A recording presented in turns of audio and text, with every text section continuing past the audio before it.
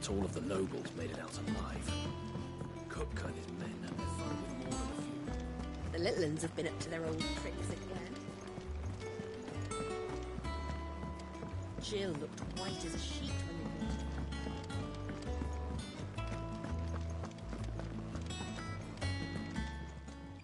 in. Well, don't just stand there gawping. It'd better all be here. You're rubbing me blind, you know.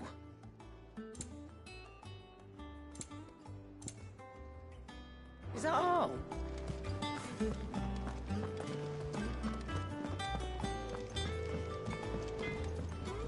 Clive?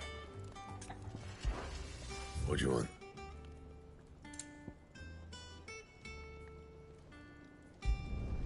Should last you a good while.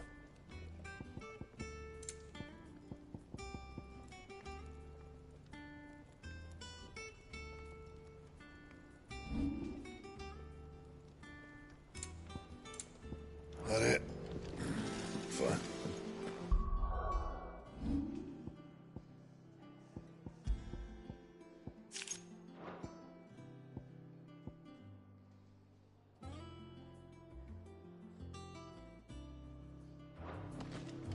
It's all right. See, there's nothing to do.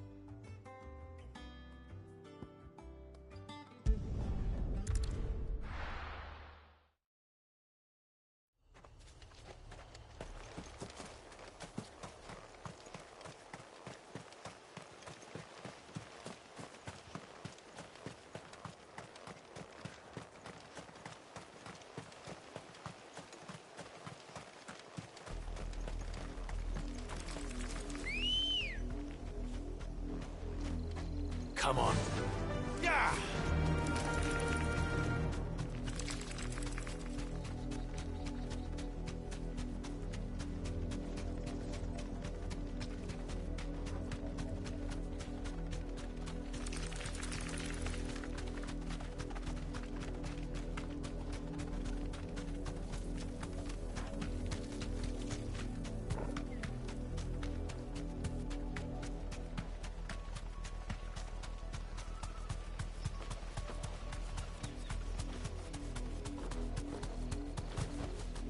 You deserve a rest.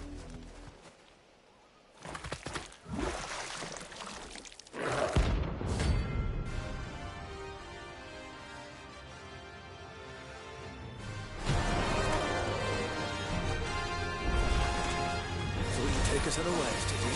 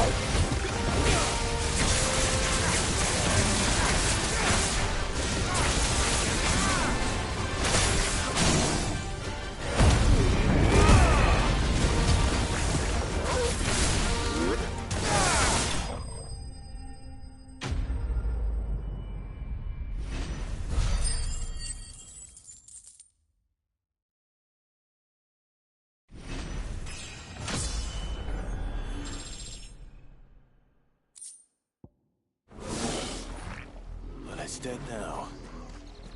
Whatever it was.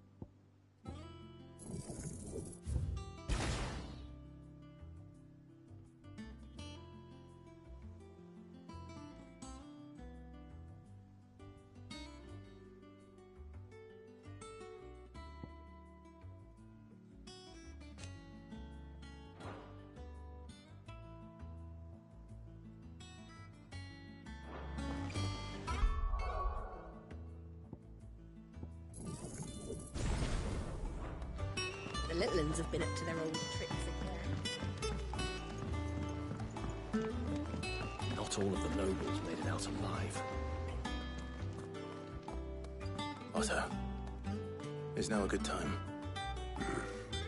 It's not a bad one. How's Jill doing? She's been better. Ty is making sure she gets the rest she needs. Good.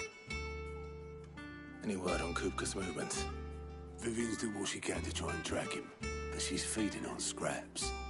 We've sent ours out to the Cursebreakers and their other friends in the West, asking them to keep their eyes peeled for anything unusual. No leads yet, but it's only a matter of time. Right. Let me know when you find something. There he is. All right, Clive. Still busy saving the world. Mid. When did you get back? Just now. What about your studies? Adjourned. Since Hugo Kupka invaded Rosaria. All the canvass in uproar about it. He's gone mad. He's turned rogue. It'll be us next. You try concentrating with all of that. All right, you win. How long will you be staying this time? Dunno. A while, most likely. Any road, while I'm here, I was hoping you could do us a favour. Mid. You can't just expect me to... Please, oblige her.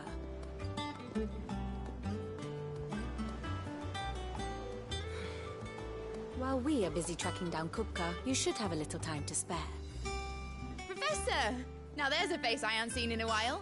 Shouldn't you have it buried in a dusty old tome? I did, till a familiar trill pricked my ears.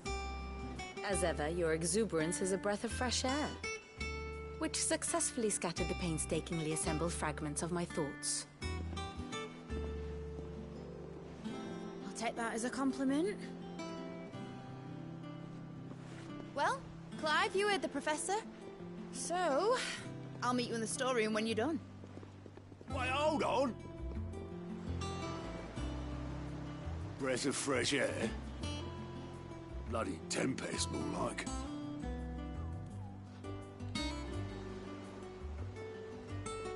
Oi, Otto, you got my gill? Huh? What are you on about? My fee for bringing Mid across. She said you were paying.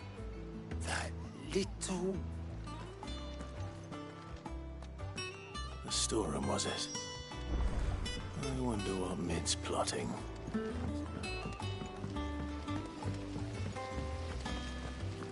Blackthorn may be the manliest of men, but he does lack a certain tenderness.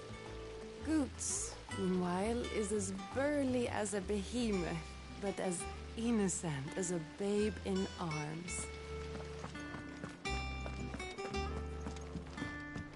Shouldn't you be getting some rest? You took your time. I'm a busy man, Mid. I'll get to the point then. I want to turn the room down there into a workshop like the one I had at Dad's place. Mid, you've only just come back. And I've been thinking about it for a while. Dad said I had a knack for engineering. Told me everything he knew about it. Then sent me off to Canva to learn everything he didn't. That was his dream for me. That one day I'd put my studies to use for the good of the cause. But I'm helping no one stuck at school. I've studied enough. It's time I put my knack to work. I know that I can help the people here, and I want to do it. Well, well, well. It's sick at see you now. All right. I'll tell Otto you'll be staying. I knew you'd say yes. Which is why I wrote up a list of jobs for you. For me? Who else? What do you want me to do? First things first, I need equipment and materials to start making my own. There's the designs for the stuff I need, and the stuff it needs smithing from. The other materials I can work myself. Just need a generous benefactor to lay them on for me. Apart from the wood, I'll need a carpenter for that, but I can just borrow yours. Is that everything? For now. I'll let you know if I need out else.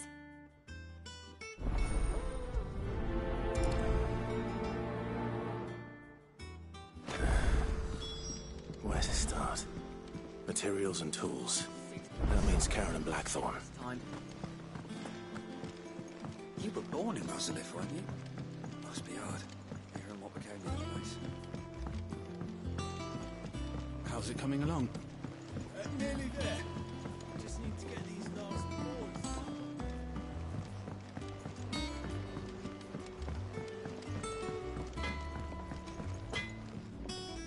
Blackthorn, you busy? What's it look like? I have a commission for you. From Mid. She requires certain tools.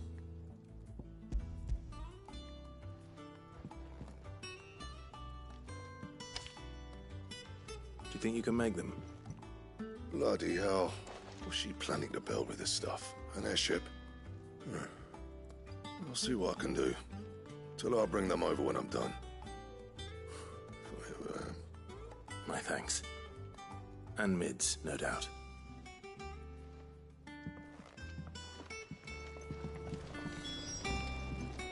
Clive.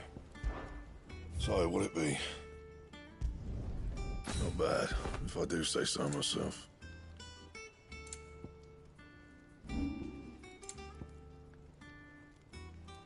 That it? Fine. Was wondering where you'd got to. Mid's back from Canva. Have you seen her? Just now. She's planning to set up a workshop in the stores and ask me to buy her some materials. Here's the list.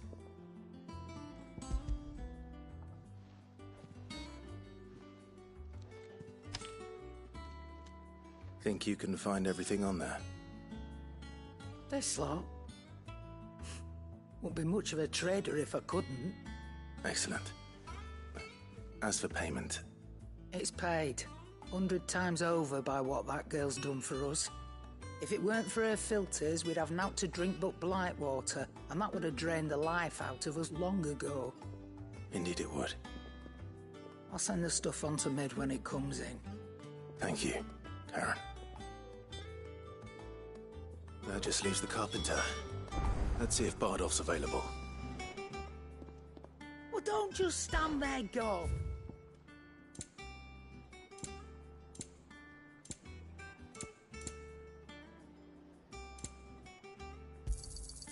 You're rubbing me blind, you know.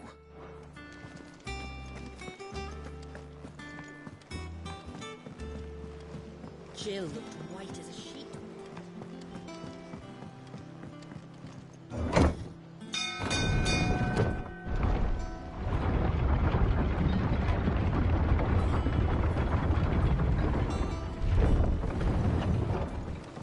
Do with a good oil in this, could.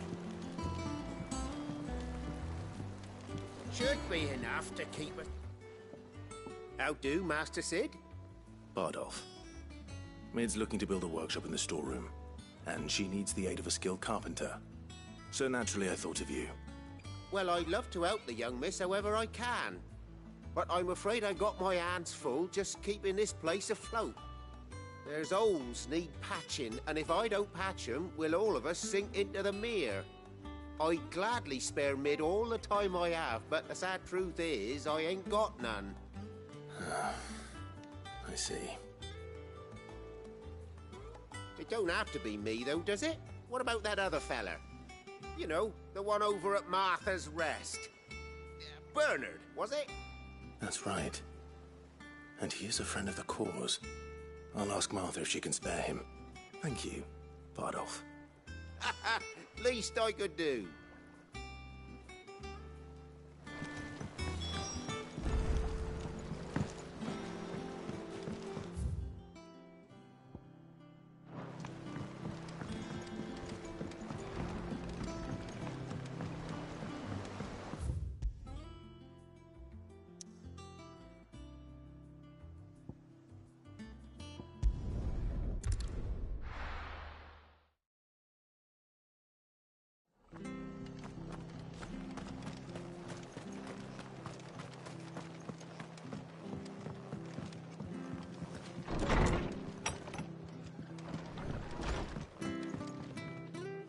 Ah, Clive, what brings you to the Rest? Our home finds itself in need of an extra carpenter. I wondered if I might be able to borrow Bernard for a short while. I don't mind if he don't. We're all friends here, aren't we? Thank you, Martha. Do you know where I might find him? He went up to Cressida on business. No idea what, mind. Place is a ruin. Far as I know, he's still there. I'll look for him there, then.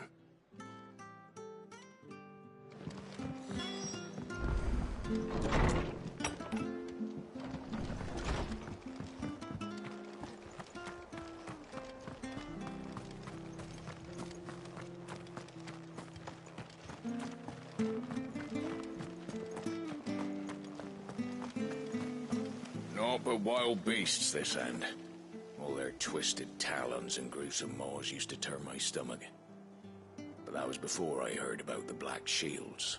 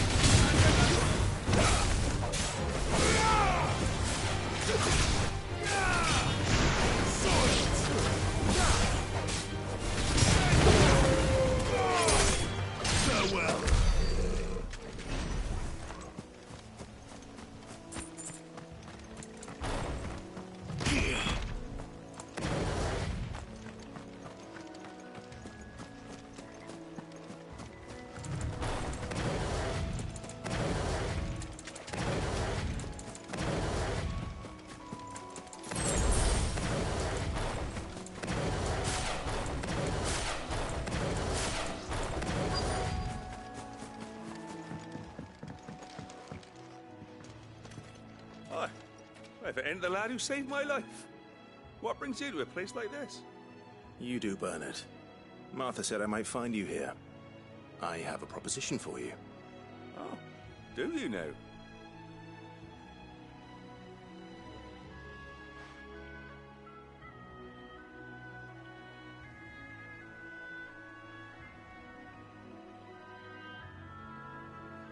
Building a workshop, you say? Well, that beats tacking boards to bridges, sure enough. And if Martha didn't mind me being gone a while, then neither do I. You just tell me where you want me. That's the spirit. I couldn't ask a favor, though, could I? Before we go? Of course.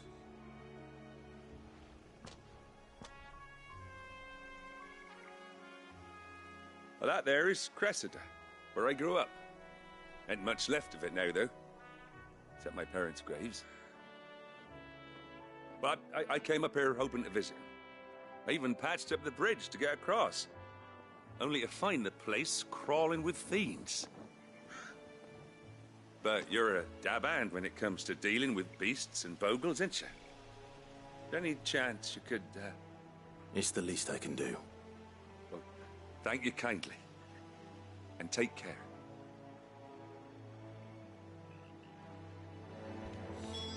I'd be much obliged if you could rid the old place of nasties. And so would my ma and pa, I'm sure.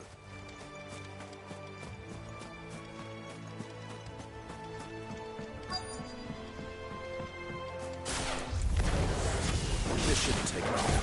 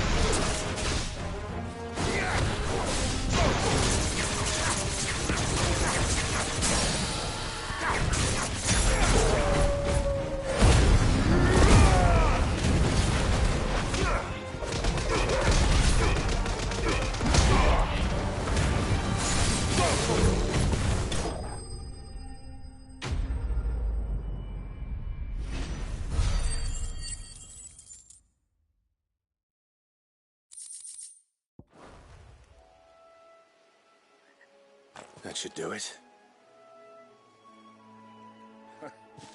You made short work of that lot. Thank you, son. Now my folks can rest in peace once more. How long is it since the village was abandoned? Oh, people started packing their things after the duchy fell. Between the Blight and the Imperials, you just couldn't make ends meet. Must be nigh on a decade since the last wagon left. Though it may as well have been a century, looking at the place. This isn't the Cressida I remember. I'm sorry.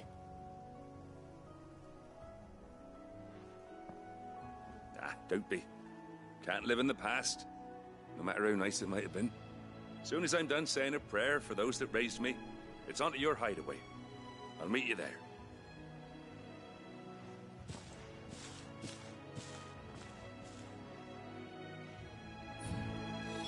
That should take care of Mid's little list. Better head back before she thinks of anything else.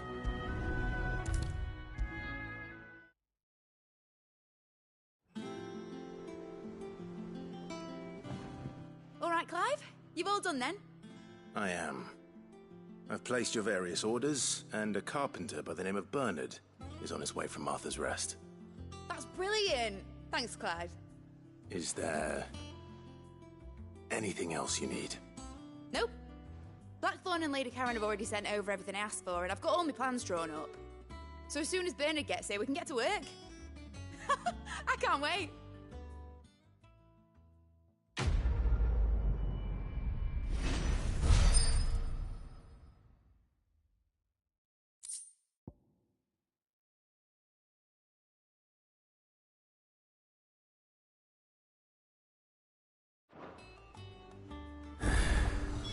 That's my good deed for the day done. Let's see how Jill's faring.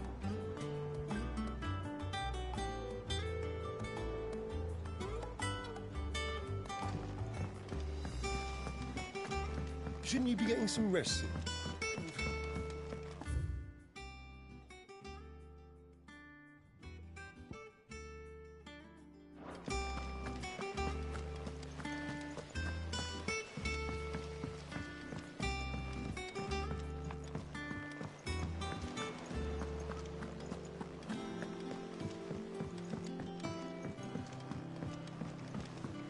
The little uns have been up to their old tricks again. Do you have a moment, Sid? A team of curse breakers has gone missing near Northreach. Which team? Coles. They were sent to liberate a carriage of bearers before they could be smuggled to market. They were moving in for their assault when the carriage was attacked by goblins.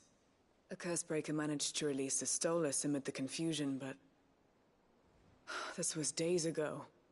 They should be back by now, but I've heard nothing from any of them. I can't help but worry that... They know the work is dangerous. But I'm sure they're fine.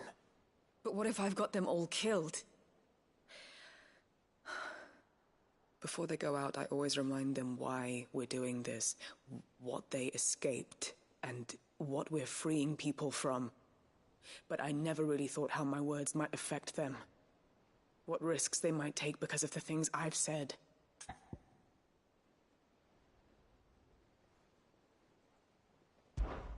I'll go and find them. We'll both rest easier knowing they're safe. Thank you, Sid. And I'm sorry to trouble you with this. The plan was to intercept the slaver somewhere in the Dragon's Eyrie. I can't tell you much more than that, I'm afraid. That should be enough to go on. If they were there, Torgal will track them down.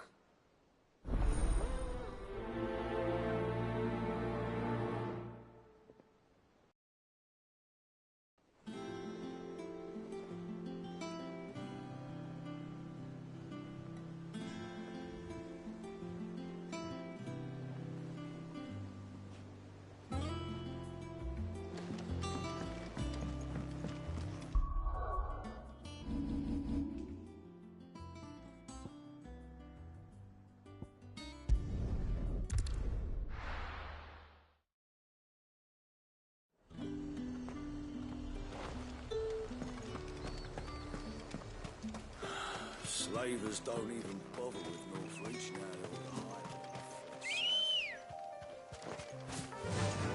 Yeah!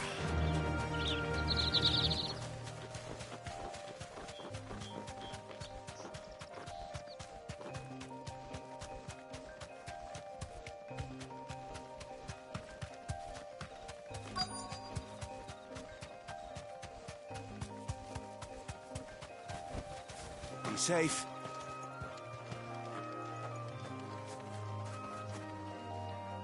Cole, I'm glad you're in one piece. Just about. Sid, if you don't mind me asking, what are you doing here? Doris sent me to find you. She hasn't heard anything since the attack. She's been worried about you. I sent a runner to the Dame in Northreach. The hideaway should have learned of our survival yesterday. Well, I'm here now. And it looks like you freed the bearers. Only some. The rest locked themselves in the slaver's carriage rather than fleeing when they had the chance. I want to help them, Cid. But we're barely in any state to protect those few we did save. You made the right decision. Now where's the carriage? The goblins may still be out there. You have duties to attend to here. See to the injured. I'll handle the rest. All right. Just follow the path to the south. You'll come across the carriage soon enough. And please, hurry. If the beastmen get to those bearers, the poor souls will be eaten alive. I won't let that happen. Thank you. And Cid, it's good to see you. Don't thank me just yet.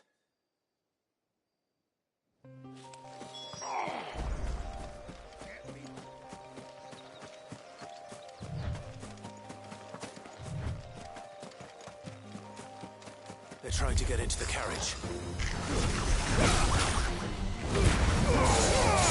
Too slow.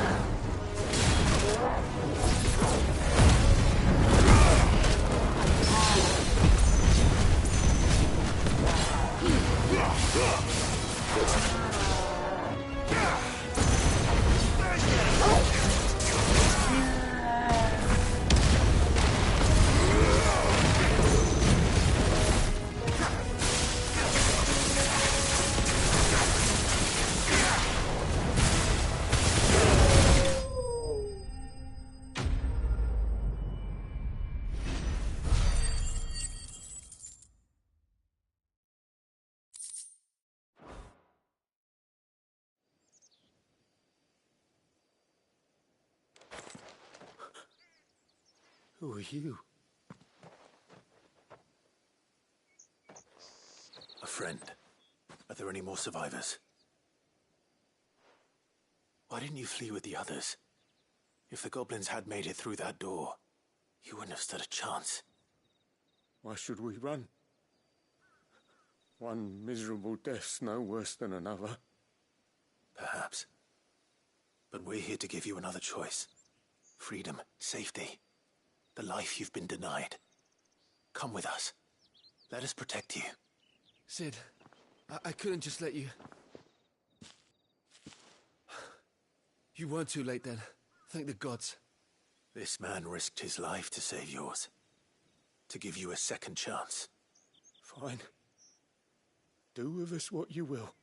What we'll do with you is take you to safety. After that, it's up to you. Your lives are your own now. You can leave the rest to us, Cid. We'll get everyone back to the hideaway. Thank you. I'll let Doris know we're expecting new arrivals.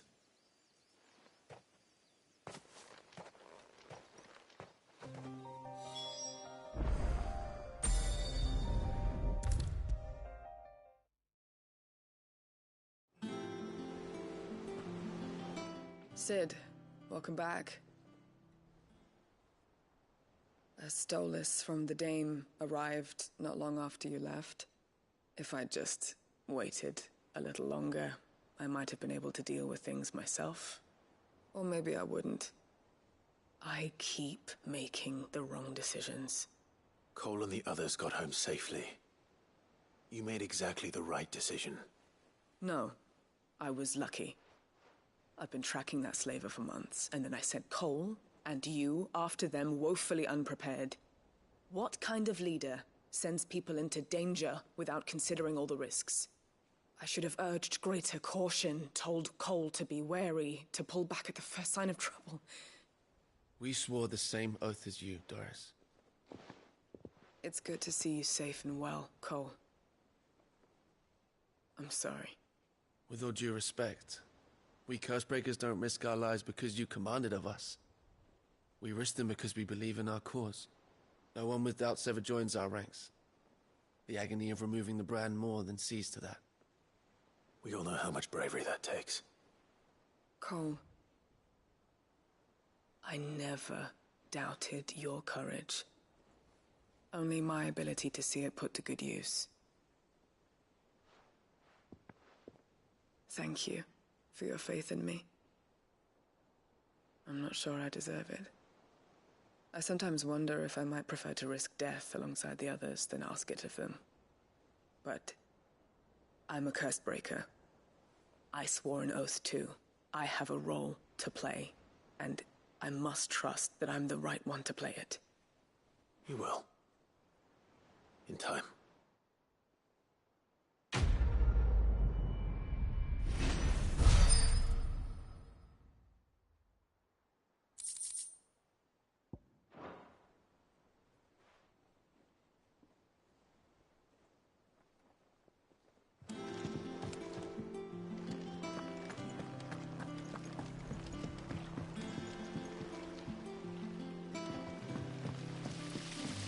Sorry, but I've got a few more small clothes that can do with a rinse.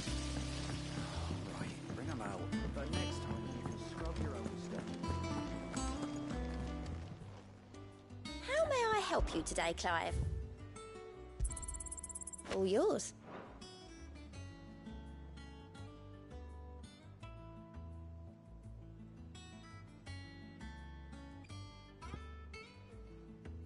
Come again. I may have more for you.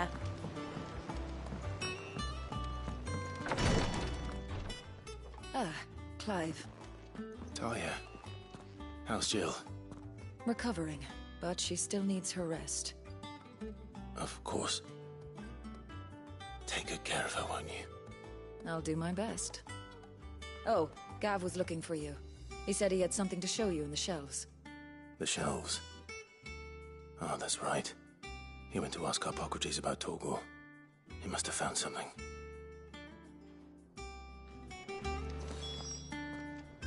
You have the look of a man with the twins upon his shoulders, Rodrigue. Talia has tasked me with removing a Cursebreaker's brand.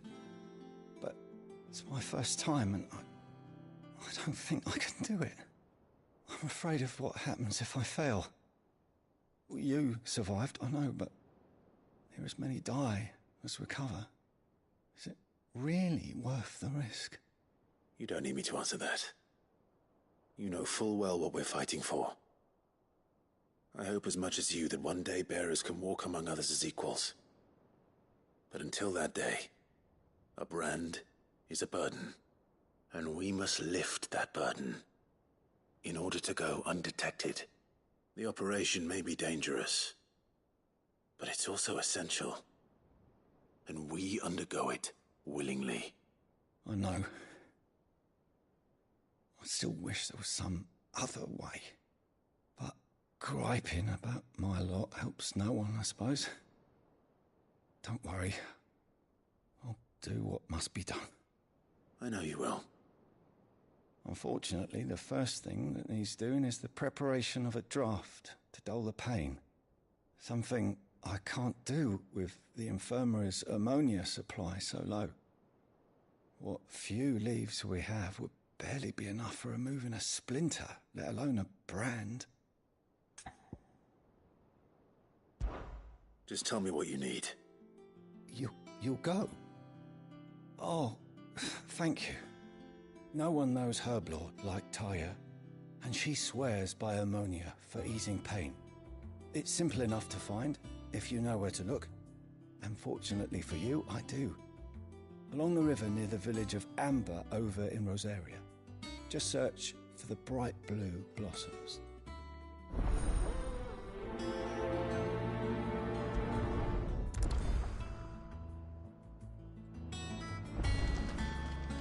I overheard your little chat with Rodrigue.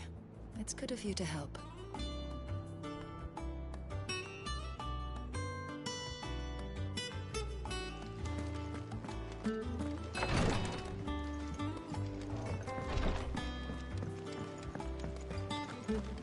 Yeah.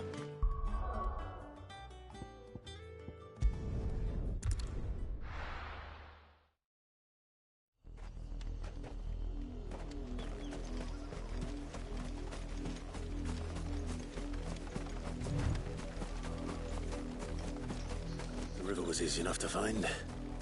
Now for those herbs.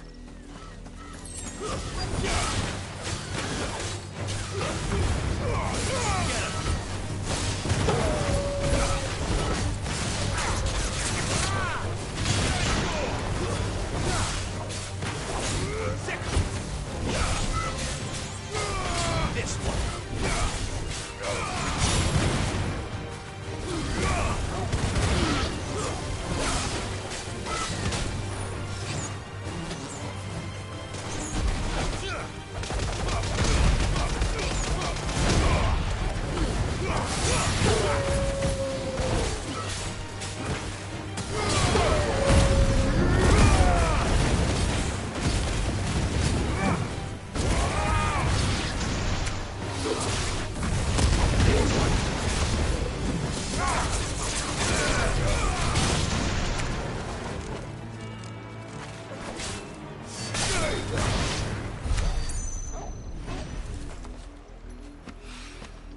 This is the only plant around here with blue flowers. I hope it's the right one.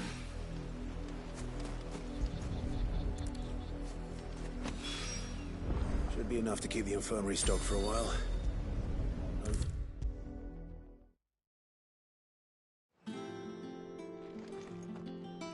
I hope you didn't have too much trouble finding the ammonia. Only the usual. Oh, yes. This is it.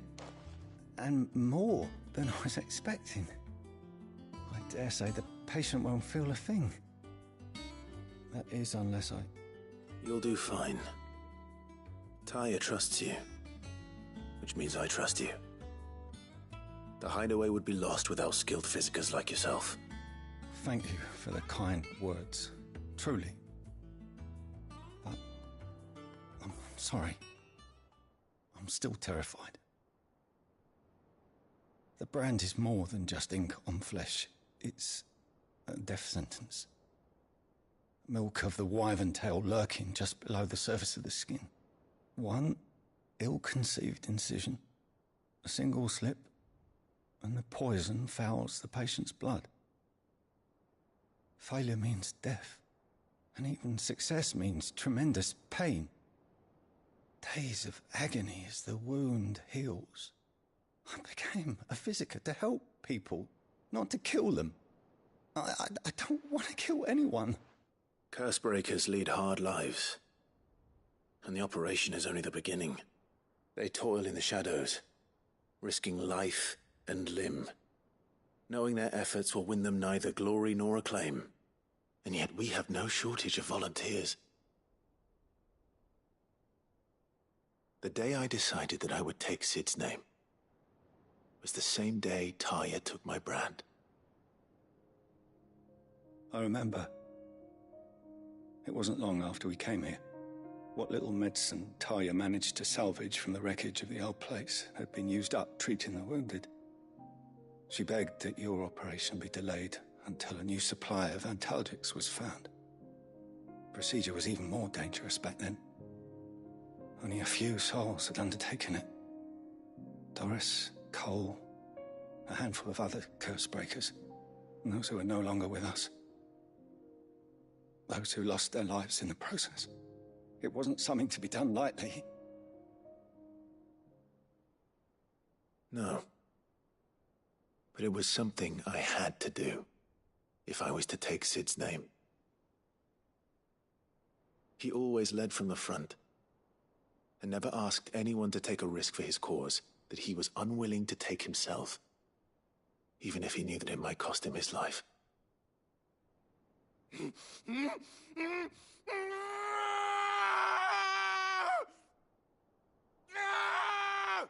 Hold still, Clive! Hold still!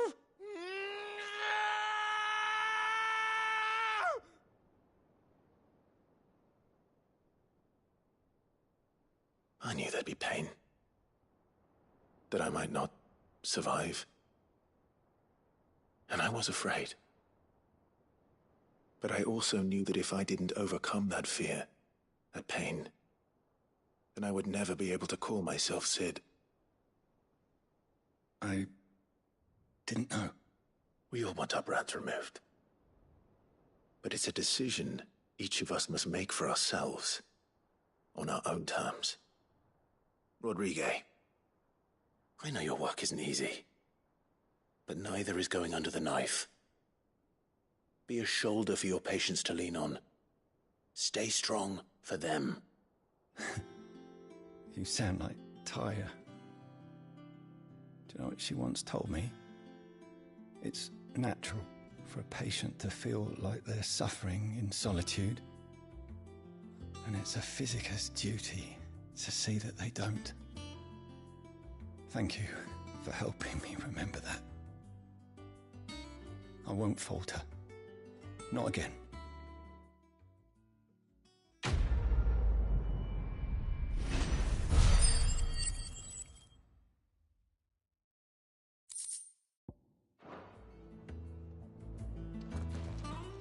I'm sorry I let my fear get the better of me. I'm ready to be stronger. For the hideaway. For all of us. Damn the bastard who thought to mix branding ink with the foulest poison known to man. Since then, bears have only ever had two choices. Court the crystal's curse in service of their masters, or defy the brand and suffer the wyvern's wrath. Either way, it's an agonizing death. Damn the bastard who thought to mix branding ink with the foulest poison known to man.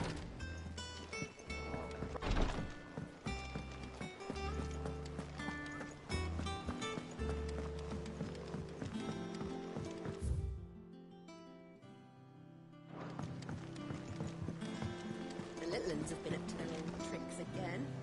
Drawing on the decking this time. Shirley's got her work cut out keeping them in line.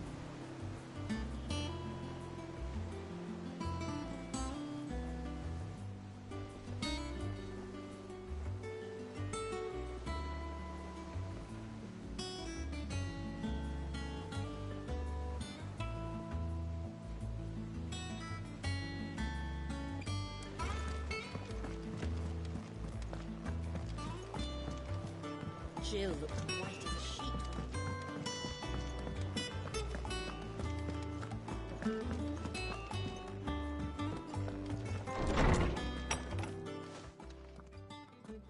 Clive, where have you been? I've been wanting to ask you something about Torgal. Where did you get him, like, in the first place? My father brought him back from one of his expeditions into the Northern Territories. They were crossing a snowfield when they heard his cries, and, seeing no sign of his pack, they took him in. What do you reckon, Tomes? It certainly adds weight to the theory. Clive, I believe that Torgal may be no mere hound, but a rare frostwolf, an animal native to the far northern reaches of Valisthea. In one of our oldest bestiaries, I found reference to a frostwolf who served as guardian to an ancient queen of the north. Such was his mastery over ether, he could cast magics on command. His name was Fenrir. Fenrir the Frostwolf. Now, the annals do not state it explicitly, but I have reason to believe this queen was a dominant of Shiva, a girl from the Northern Territories and her faithful hound. One awakens as the dominant of Shiva, and the other... You're saying that Jill granted Torgal his powers? What? Just like Fenrir. People called him my hound, but Torgal and Jill were inseparable. He grew up as a faithful companion to the dominant of Shiva, and years later, His powers awakened, just when his master needed him the most. You're right. If it weren't for Torgal blasting those bastards to Kingdom Come, Jill would have been for it. Quite. Though Torgal's power is his own, his latent birthright as a Frostwolf, it had only to be unlocked. Oh, get you, Torgal!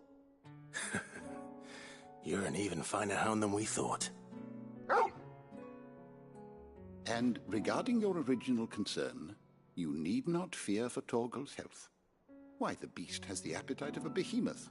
Just this very morn, I found him with his nose buried in my nuts. There you are! I've been looking everywhere for you. Bernard's here. I need you to introduce us so we can get to work. I shan't be a moment.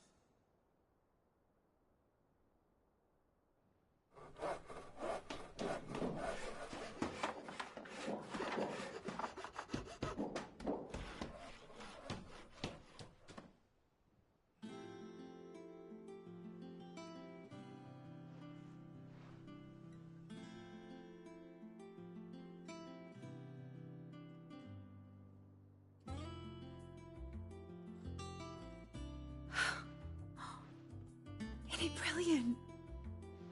It is. Well, I couldn't have done it without you. You and everyone else. But I promise I'll pay you back. I'm gonna work my fingers to the bone for you lot. Starting right now. Just you wait. I'll make wonders like this world's never seen. Then I look forward to seeing them.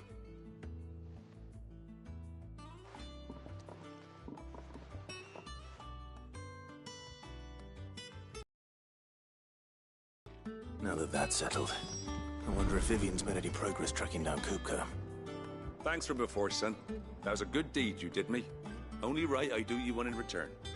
Though I did wonder if I'd bit off more than I could chew when Mid showed me her plans for the place. If she hadn't been there to tell me what to do, I wouldn't have known where to start.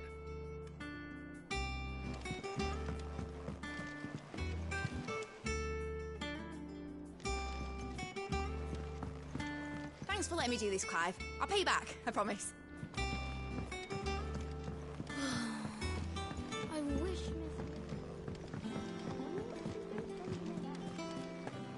I think I'll wait till Mid's away to take a tour of her dungeon.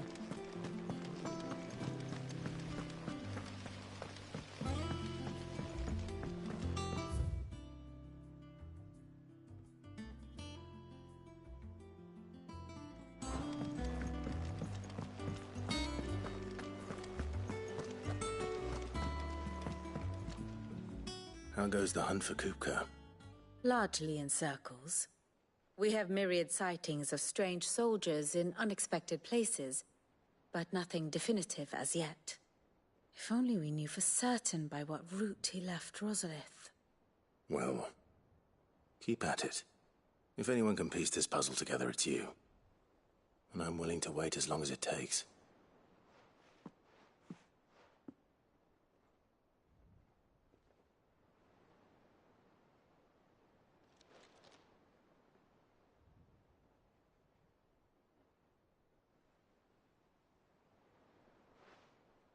What? Here?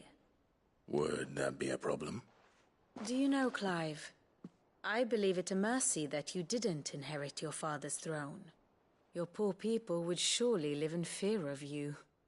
You have nothing to worry about on that front. I won't be claiming his crown. That is a relief. Clive, have you got a minute? We, have a guest. A guest?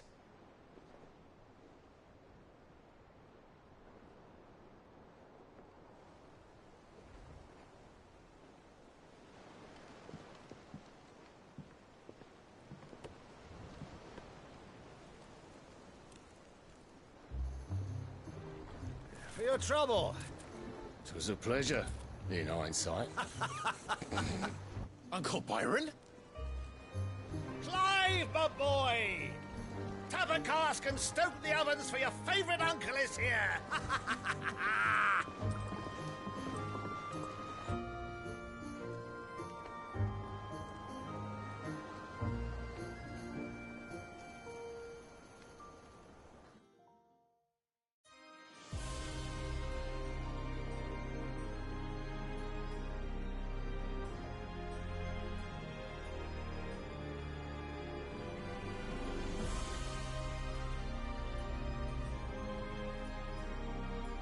Dalmekian government sues for peace.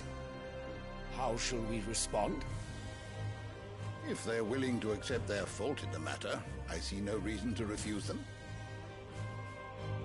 Still, we must insist on substantial reparations. The Twinside stores are not as bottomless as reported. Aye, and we have many more mouths to feed. We shall just have to have the Dalmex empty their treasuries for us.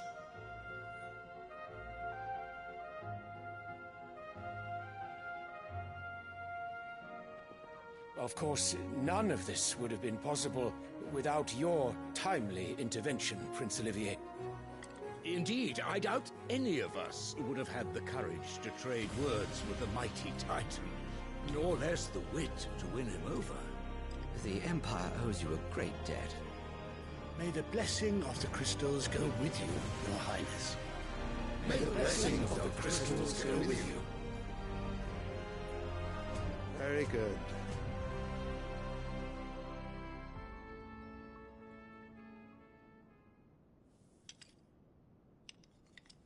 Now, let us come to the question of precisely when the Dalmex will withdraw their troops. Dion's fire could rid us of them in mere moments.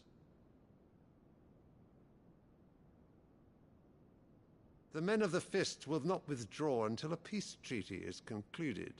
So let us keep the negotiations open, give them time to gather what gold and trinkets they can, and once they deliver that which we demand, what worth is a piece of parchment? Your Radiance, were Prince Dion to take the field, the enemy would surely send their own dominant to meet him. And while His Highness would of course prevail, there would be heavy losses on both. You need not fear Hugo Kupka. He is engaged on the Western Front. Even were the Dalmex to send for him, he would not arrive in time. As much as I would enjoy witnessing a clash between Bahamut and Titan, it is not to be. And what of your subjects, Your Radiance?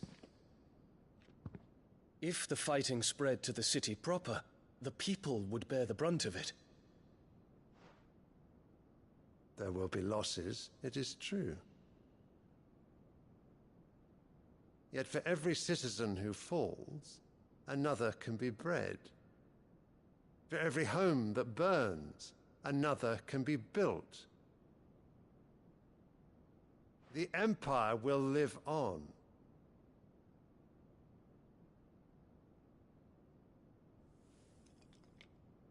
Dion? Yes, sire.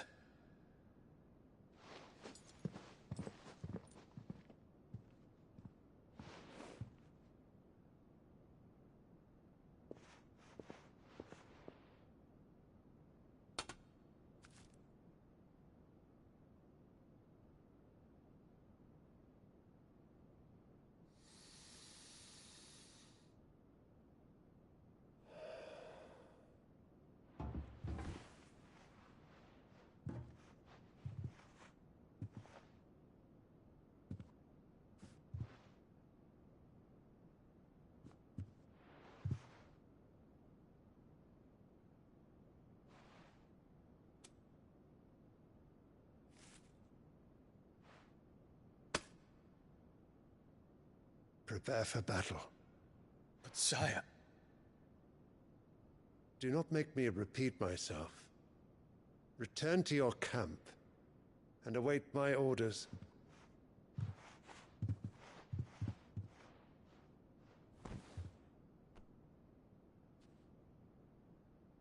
If that is your wish, Your Radiance, I shall depart at once.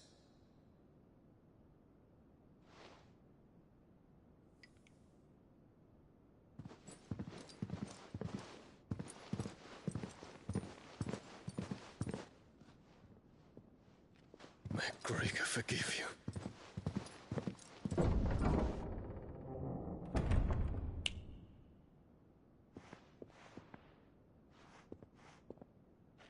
What do the astrologers augur?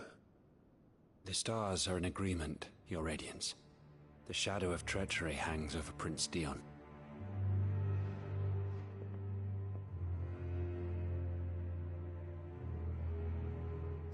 Annabella's tales were true. You disappoint me, Dion.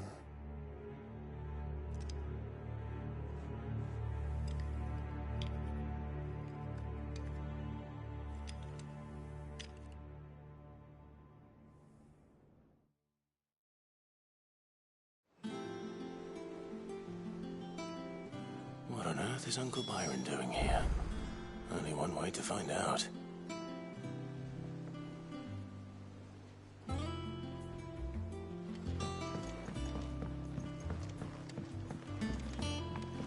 The little ones have been up to their old. It's just one thing after another around here.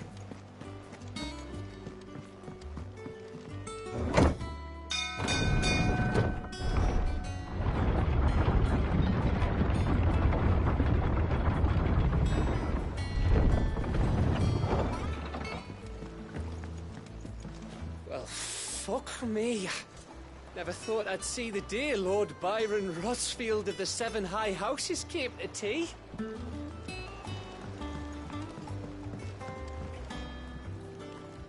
Ah, my dear nephew. How I've missed you. How did you find this place, Uncle? Through the good offices of young Sir Wade. He really is the most helpful fellow. As are you, I hear. The Guardians and those they freed tell the most outlandish tales of your heroics in Rosalith. Which is why I came, to learn the full truth of the matter. Sort the fact from the fiction, so to speak. You were working with the Guardians of the Flame to evacuate the people of Rosalith to Port Isolde. I was, aye. Then I have questions for you. Please, come inside, Uncle. Gladly. You there? There are 2,000 gold talents in those chests. See that they're added to my nephew's coffers, would you? 2,000?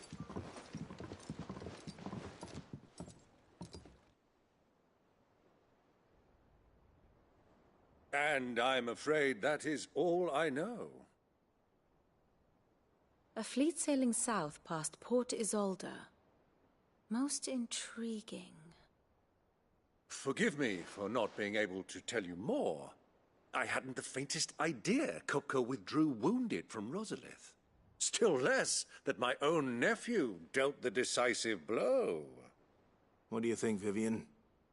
I think, with this news of the Dalmekian fleet and recent reports of the Royalists' movements, that the final piece of the puzzle has fallen into place. Come here and I'll show you.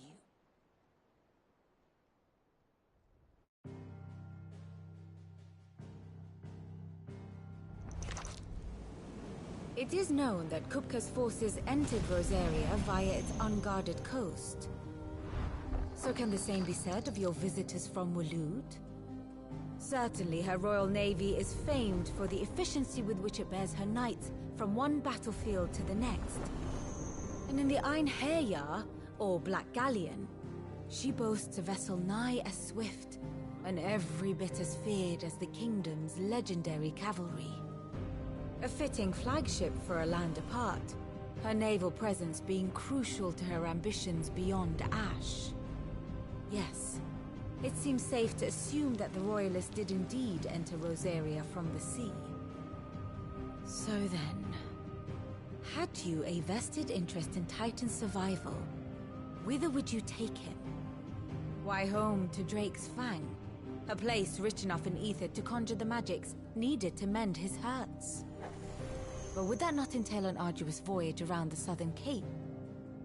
Let us say that the Royalists did put ashore with a mind to spirit Kupka away from under your very nose. Could that truly have been their plan for him? To load him aboard one of the ships flying Republican colors sighted off the coast near Port Isolde. To spend weeks at sea, being tossed hither and yon by unforgiving waves, his life hanging in the balance. No. The journey would mean Titan's death, and Kupka's faithful creatures would not allow it. So what then was the plan of our Waluda friends?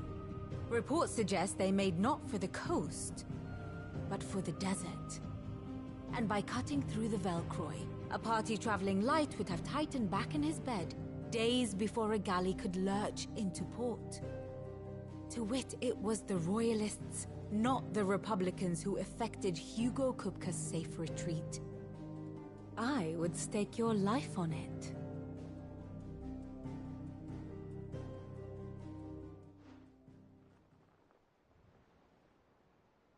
So it was the Waluders who spirited the wretch away.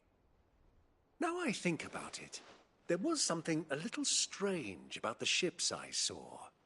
The men seemed almost crestfallen, as if in mourning, as if they believed, or were made to believe, that their master was dead. You have a keen mind, Lord Rosfield. And you have your answer. To find Kupka, you have merely to follow the Royalist trail across the Velcroy. It may well have gone cold by now, but as they say in the Republic, all roads lead to Drake's Fang. Allow me to accompany you part of the way. As luck would have it, I had intended to journey Canberward on business after visiting you here. The Fang would be but a short detour. I'd be glad of the company. Give me a moment to make ready. I need to tell my friends what we've learned, and where we're going. Very well, but be quick about it, my boy. Time waits for no man.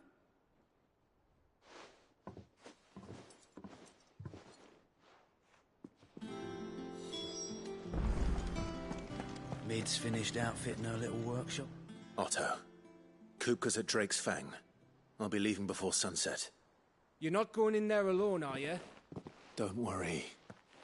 I'm not going there to destroy the Mother Crystal. All I'm after is Kupka's head. I won't risk any more than I have to. I promise. The lands around the Fang are all Kupka's personal fiefdom. You have any trouble on the way, you ask for Rosina Dalamil. Some call her the Desert Hare. Who is she? An old associate of Sid's, and only Sid's. All I know is the name, and that they used to meet at the Dalamil Inn. We've heard nothing from her since he died. But I'm thinking maybe the new Sid might be able to bring her back into the fold. Thanks. I'll keep that in mind. So, what about your uncle? I mean, he's welcome to stay, but... Don't look so worried. He'll be coming with me. Thank fuck for that. Gav, Otto, I'm leaving you two in charge.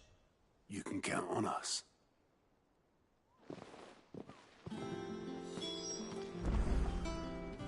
What's wrong, Gav? It's this gold your uncle gave us. Are you sure it's all right for us to take it? My uncle isn't easily refused, especially where dispersing his wealth is concerned. But 2,000 talents. I don't even know how much that is in Gil. It's the price of a quayside mansion in the Crystalline Dominion. He sold one to fund our endeavor. He was hoping to part with it anyway, what with war brewing in the region. And, luckily for him, a Sambraquan noble was willing to pay over the odds for a foothold in the Holy Emperor's neighborhood. But still, 2,000 talents?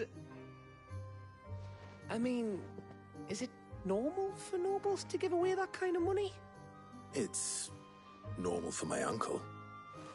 Fuck me. Oh, the other half live, eh? Well, now that we've got a few gil to rub together, do you think it'd be all right if I splashed out on a few bottles of Lost Wing's finest? Here, leave some for the rest of us, Otto. If he's filling his cellar, I'm filling our larder, starting with a barrel of the best salt-cured northern salmon. I'll leave you to decide how best to use it. Just don't spend all at once, all right?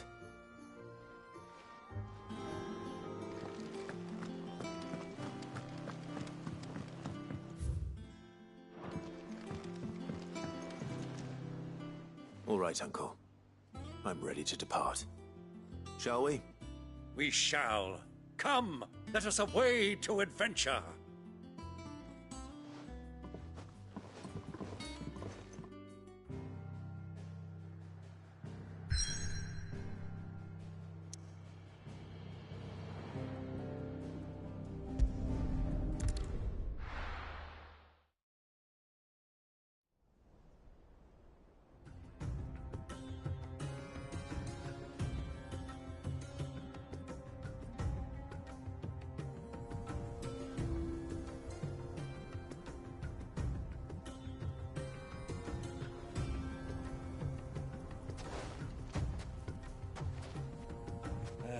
I was a young man when last I walked this path.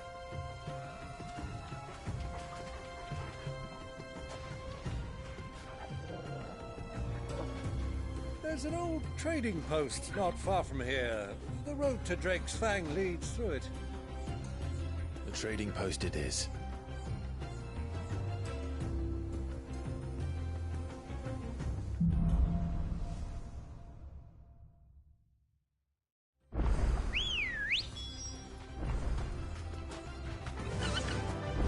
Run like the wind.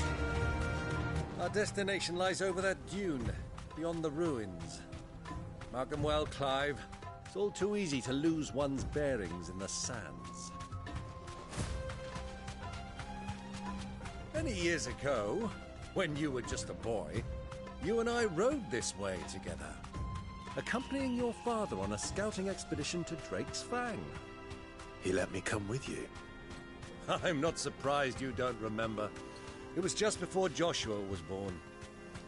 You were so eager to be there when your brother arrived that you whipped your chocobo too hard on the journey home and fell from the saddle. I shall never forget how Elwyn fussed over you as you sat in the sand, bawling like a babe. Who do you think those soldiers were in the inn?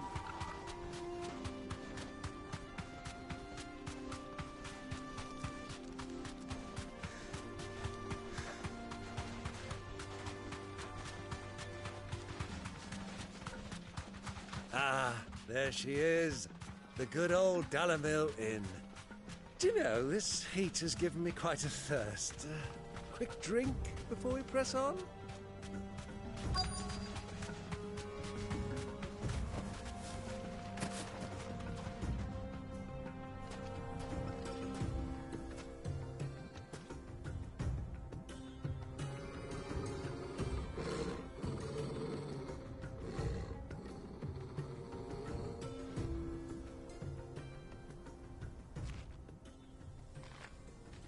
Look, there. Those are Ashen steeds. No doubt about it. And such a long ride from Stonehair. Our Waluda friends must be soothing their saddle sores in the inn. Shall we join them?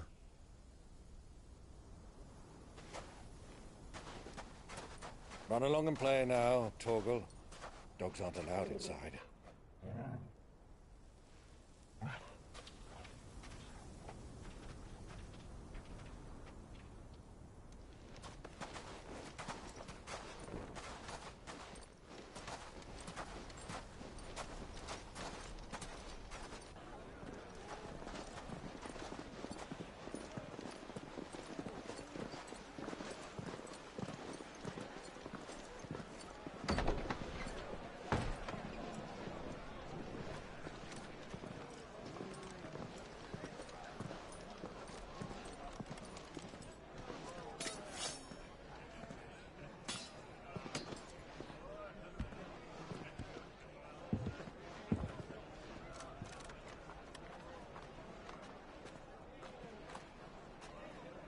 Good day to you. Eating? Sorry about my pal. He only talks when his mouth's full. What do you recommend? Well, if you're after something light, we do a fine chocobo soup with lentils and honey. 2 bowls of that, then. An ale. Right you are. Hey, girl! Coming! Your pal? Would you rather be my squire?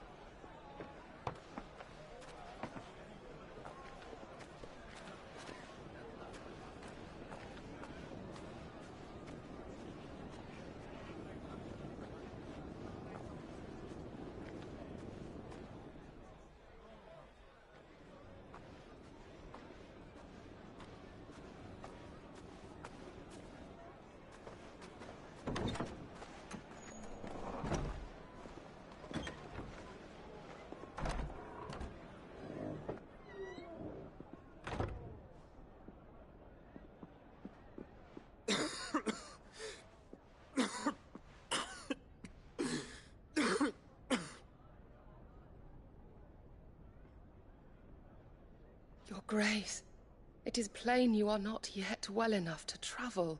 If you would only let me take you to someone who can better attend to your ills. No, we must press on. Prince Dion has returned to his camp and will soon depart for the front. I must speak with him at all costs. Miss this chance and I may never get another. You do understand that? Yes, Your Grace. But you must at least agree to take your medicine. I'll fetch you some water.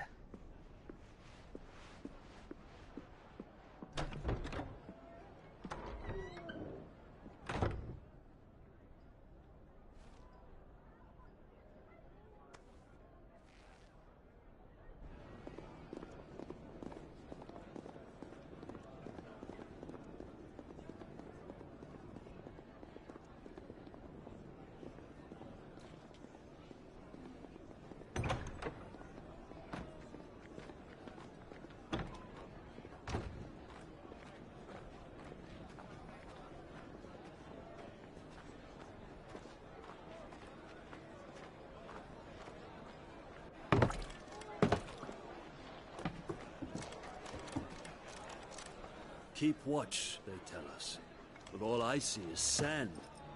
I hear they got our guest back to the Fang without any trouble. We'll be leaving soon enough. Why the Lord Commander dragged us all this way just to save that blockhead Skim, I'll never know. Dominant or not, he's a bloody idiot. That'll be Cooker, then. Well, let's get this down us. We've a long way to go. Hey, you!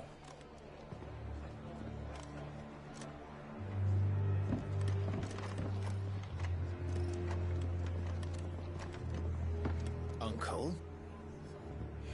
Sorry.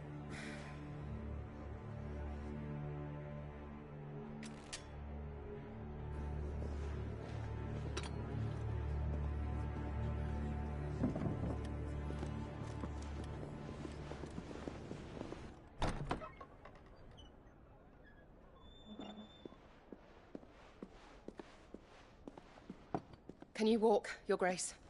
What's wrong? I fear trouble may be brewing downstairs.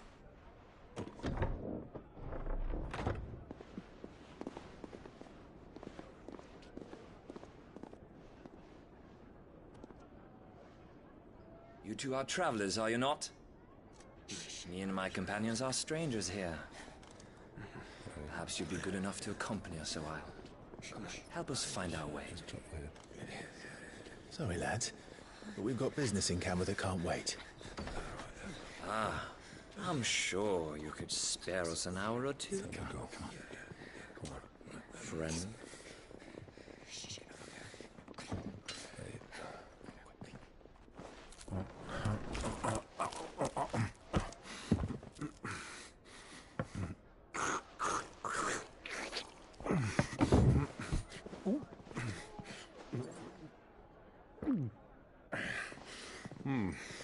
I'm afraid we don't have a moment to lose.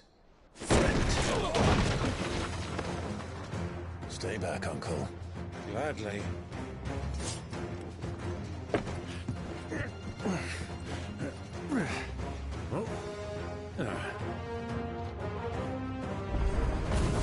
It's the outlaw! Take it! Try it.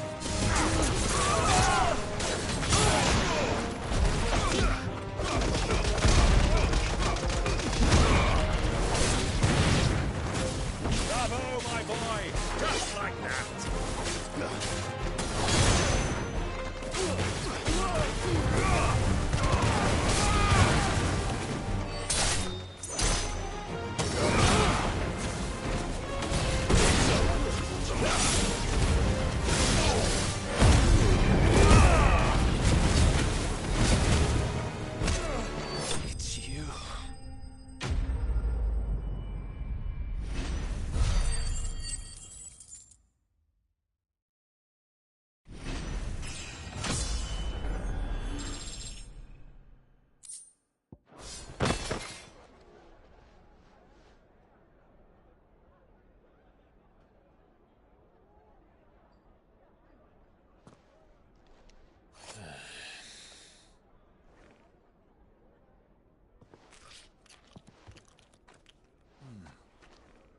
for your trouble.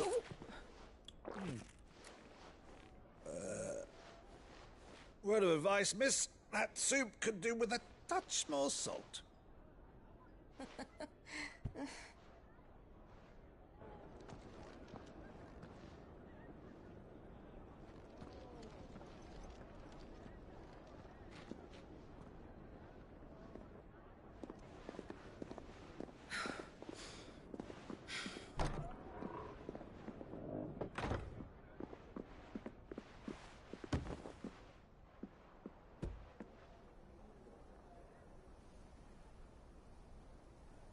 Now's our chance.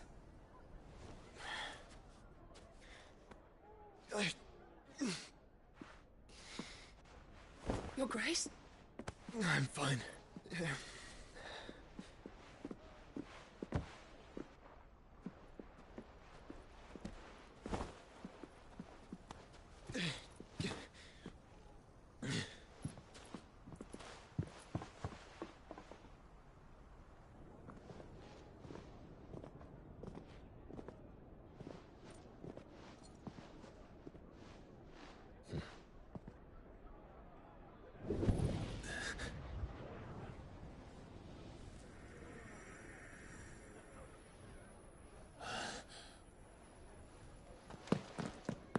Clive?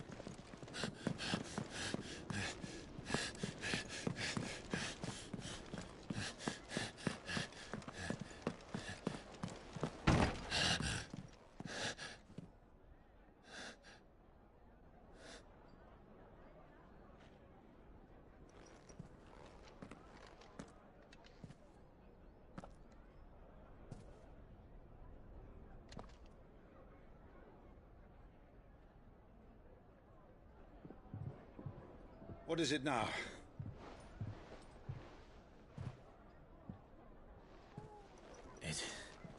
It's nothing. Let's go.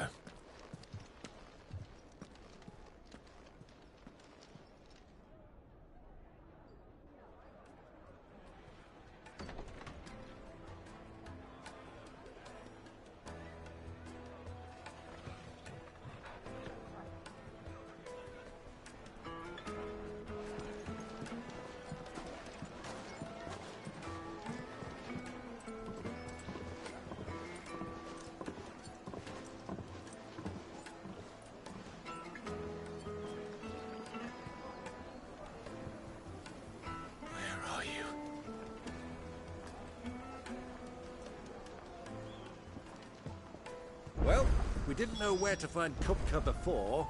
We do now. The Royalists said it themselves. Their guest is in the Fang. We should press on before any more of their friends turn up.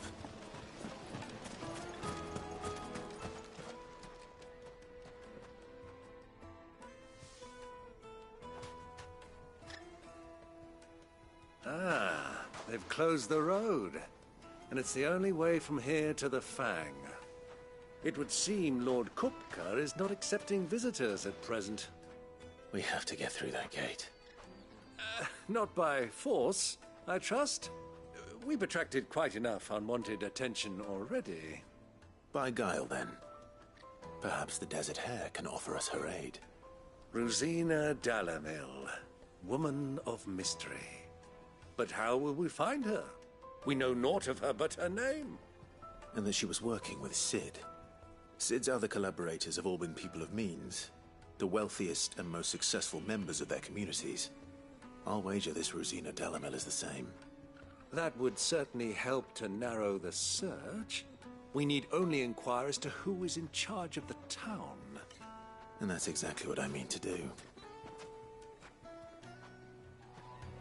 Looks like we won't be getting back to Drake's Fang. Light it, for Gilbert's sake.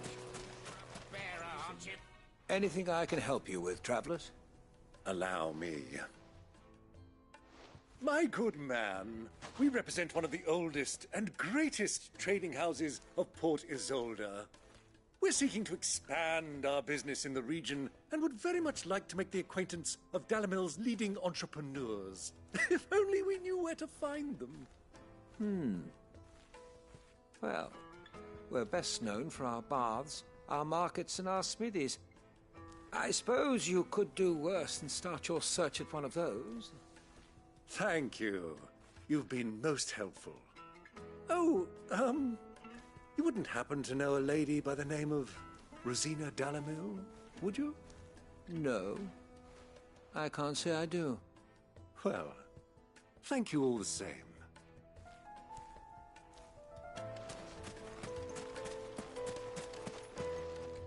What do you want? Can't you see I'm busy? I won't keep you long. I'm looking for someone. A woman by the name of Rosina Dalamil. Do you know her? Never heard of her. Is that all? One more question. If I wanted to find the richest trader in town, where would you recommend that I look? Oh, that's easy. The Briar's Kiss. Won't find a finer smithy this side of the strait. The owner's only a young sprig, but he's got all the right ideas. The Briar's Kiss, you say? Thank you. I doubt this young sprig is the person we're looking for. You said Sid's contact was likely to be an influential sort. Influence comes with age and experience, believe you me.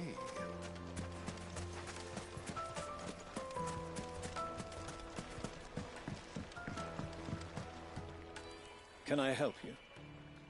Yes, I'm looking for a woman by the name of Rosina Dalamil. A long-standing pillar of your community, I believe, from old trading stock. Then you should ask further. He's been here for years. Knows the place and its people like the back of his hand. And he's in with all the old merchant families. Try the baths. That's where you'll usually find him. Thank you kindly. Well, it sounds like we have our man. Perhaps. Let's go and find out exactly what this Furder knows. Sweet incense! Wax candle! Excuse me. Are you Furder? I am. Can I help you, travelers? I hope so. You've lived here for some time, is that correct? Do you know Rosina Dalamil? We believe she may be a trader of some renown. And what business do you have with the desert hare? She was a close friend of mine. I was hoping she might be able to help me. Very well. Go to the bordello. I'll arrange an introduction. Silver! Do you think we can trust him? Only as far as I think he trusts us.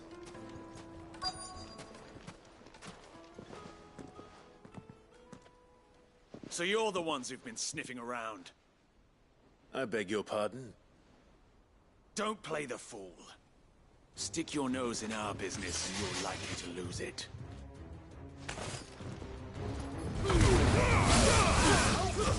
Stay down!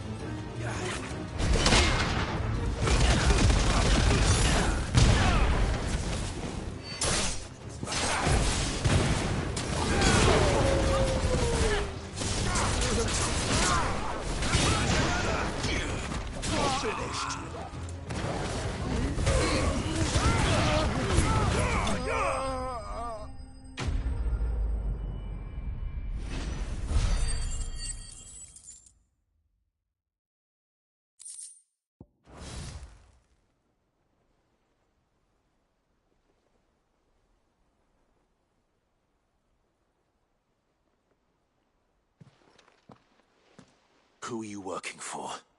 Him or her? Him. The boss. He wanted us to test you. Though one could hardly call that a test. Lord Ferda? Look what the cat dragged in. Your skill with the blade is rare indeed, my lord. A fitting talent for an outlaw. You know who I am. So what now? Call in the Men of the Rock and collect the bounty? That isn't my decision to make. Our work is done. Take him to meet his precious Rosina. She will be interested to make his acquaintance. Yes, my lord. To the Lock of Leisure, then. To the Lock of Leisure.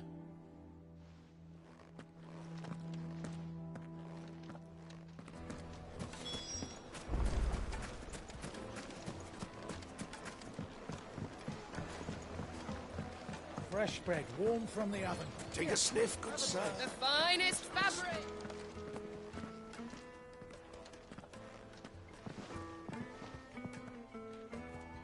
Is this the place? Lubo's Forge. The Briar's Kiss. Ah, so it was the young sprig after all. So much for Rosina Dalamil being a woman of experience. How wrong I was. It was an easy mistake to make, Uncle. After all, it must have been years since Sid last saw her. Sorry, him. Whoever this Lubor truly is, he's clearly a man of means. I'd say he deserves our respect. See that he gets it.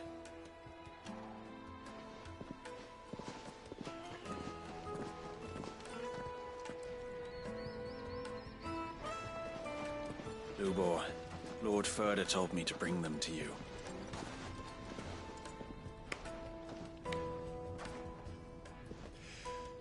My boys tell me you're in need of assistance. Sid the Second. I won't waste your time. I need passage through the south gate.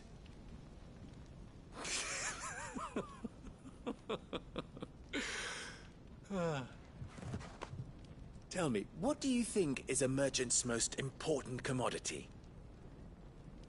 Why, trust. Everyone knows that. Without it, you have nothing. And nothing is exactly what you have. And so, for you, I, too, have nothing.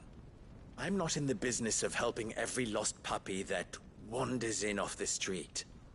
I'm a busy man, as you can see.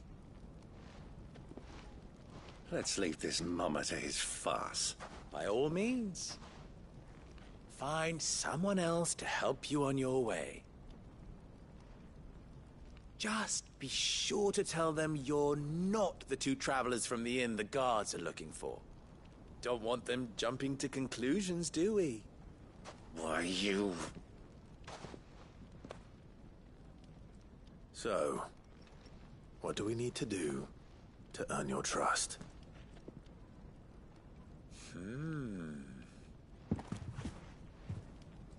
I like this one. Willing to do whatever it takes to get what he wants. Ha! Men like you have a special place in my heart. Why, you ask? Because they get me what I want. Always. Fine. So what do you want? Don't tell me you're going to listen to this swaggering scruff! We might as well hear him out. It's only natural that an ally of Sid's would seek assurances of strangers. Assuming he is an ally, of course. 5 years ago, he would have still been a boy. And yet even then I had more good sense than a man, 5 times my age? But enough of the pleasantries. We were speaking of what I want. I want you to put an end to the trouble in Dalamil. Return to me when you have done so, and you shall have my aid. Until then, I bid you good day. What trouble? If you're going to give us orders, be clear about them, damn you! Manners, Greybeard. One catches more damselflies with honey than with vinegar. What did you call me? My apologies. A word of advice in recompense. Follow the crystals.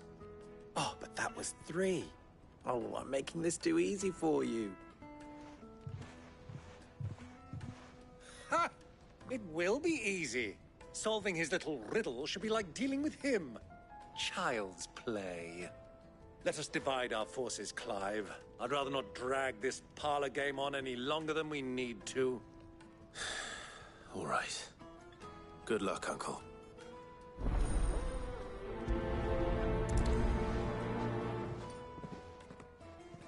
I thought we were the only ones causing trouble in Dalamil.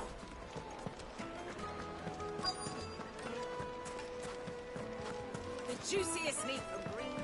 You wouldn't believe how much he gave. What can I do for you, soldier? Need that sword polishing? I'm not a soldier. Ugh, then be off with you.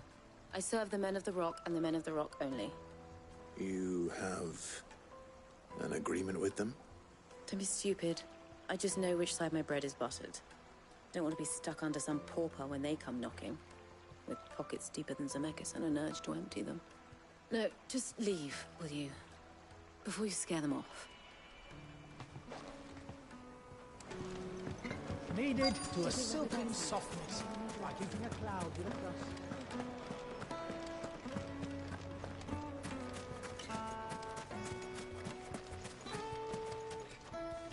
Do you have a moment? Depends what for. Just a question. Dalamil seems to be thriving compared to the other villages I came through on the way. Is there a reason for that? Well, we're a stone's throw from Drake's Fang, for one. The soldiers guarding the Mother Crystal and the shipments need a place to spend their hard-earned gil. The men of the Rock throw their money about like there's no tomorrow. Is that so? Well, thank you. Don't let me keep you from your work any longer.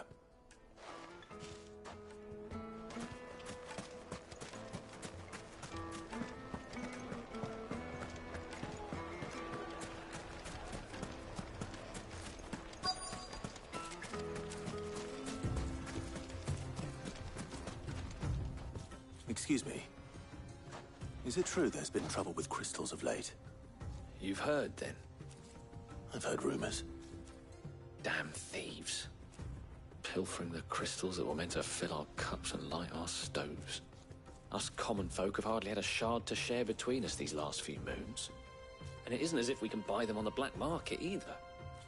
Whoever's taking them, they aren't sharing. I think I'm starting to get an idea of what's been going on. I wonder if Uncle Byron's learned anything of use. They'll probably be back at the inn by now. Why's the tavern shut?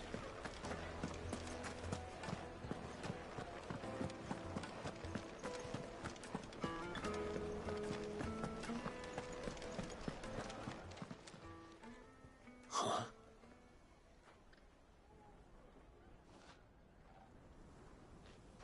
Will this suffice as a deposit? By the sands. That's a black pearl. One of the many treasures in my collection that I would be only too happy to part with, should you give me reason to do so. All right. I'm sure that we can come to an agreement, but not here. What are you doing, Uncle?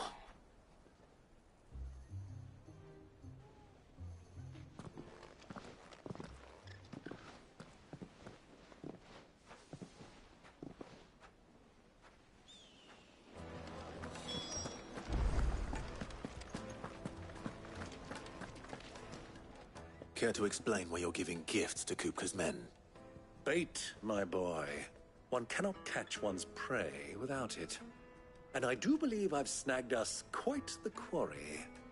I started by asking around the markets as to where I might purchase crystals. I had no luck, of course. It's forbidden to trade in such things. But my uncharacteristic indiscretion just happened to attract the attention of those uniformed ruffians. They took me aside and said they could procure the crystal I sought if I proved I could pay for it. So the pearl was your proof? I thought they'd ask for more. A second-rate specimen like that would only fetch 500,000 or so. A small price to pay for admittance to the underworld. But enough about my little act of subterfuge. What did you discover? That the supply of crystals has dried up of late. And some people seem to think they're being stolen. Meanwhile, members of Kupka's private guard have been spending money all over town. I'll wager those soldiers you've been talking to have been siphoning off crystals meant for elsewhere, and pocketing the profits. I'll wager you're right. We'll meet with them then, just as you arranged, and put an end to the trouble Lubor spoke of. Ha! That preening popinjay thought this would be difficult. It just goes to show, one should never underestimate a Rosfield.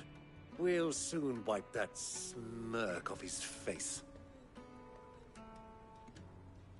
I arranged to meet with the soldiers in a secluded corner of the Velcroy, far from prying eyes. The perfect place for a spot of double dealing. I trust I can count on your support, if things turn sour. Of course. Why is the tavern shut?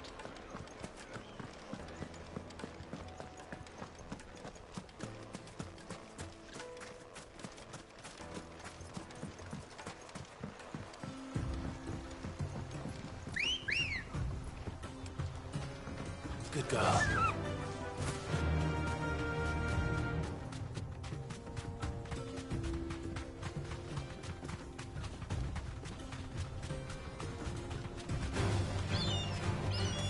Safe.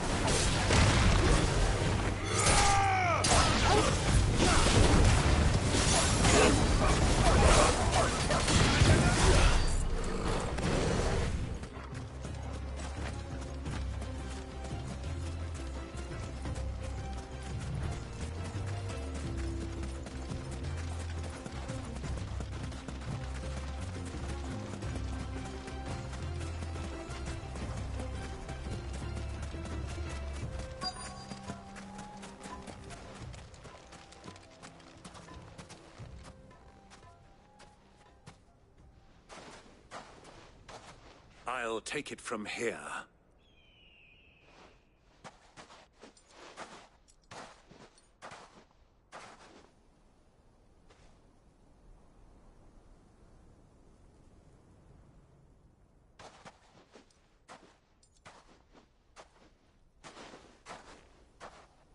I was beginning to think you weren't coming, my lord.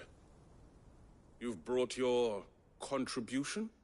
All the silver and stones I could scrape together at such short notice? You brought the whole 500 talents. That was the price we agreed upon, yes? If you've no objections, I'd like to see the crystal. Of course. Right this way, my lord.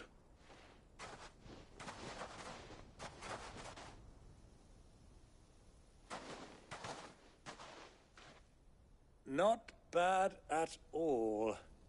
You weren't lying about the clarity. But what of security? If I were to be stopped on the road, what guarantee have I that it wouldn't be seized as property of the Republic? Because these crystals are no longer the property of the Republic. You're not buying from us. You're buying from them.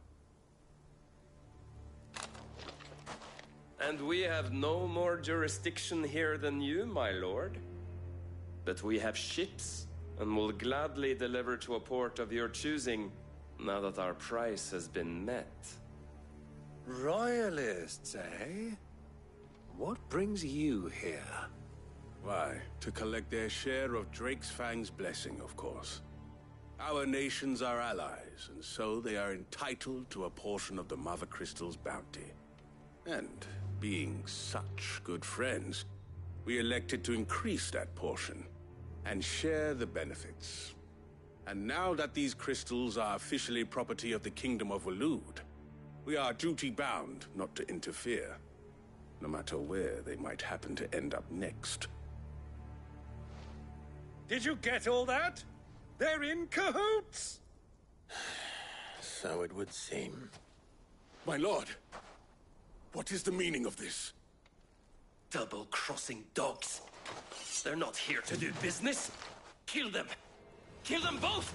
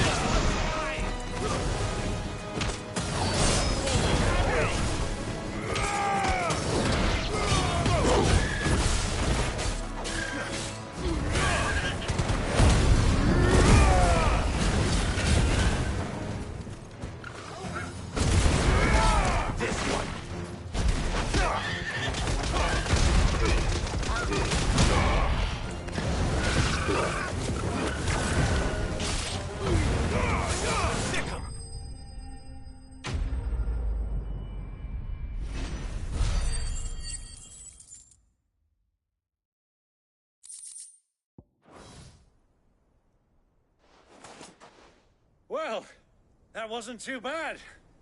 How'd you like my performance, huh? I've often played the villain on the stage. I think I did the role justice. Don't you? Greybeard, you were magnificent. The battle scene was particularly thrilling. Such a shame you didn't have more of an audience, but perhaps that's for the best. How long have you been watching? Long enough to witness your uncle's sordid transaction. I hardly expected one so venerable to degrade himself so thoroughly, buying one's way into the confidence of degenerates. Ingenious. This was the trouble you spoke of. The men of the Rock taking crystals meant for the common folk and conspiring with the Royalists. Well, now it's over. Indeed it is. The people of Dalamil had scarcely any means of redress against Kupka's men, let alone a foreign army. Until you two came along, that is.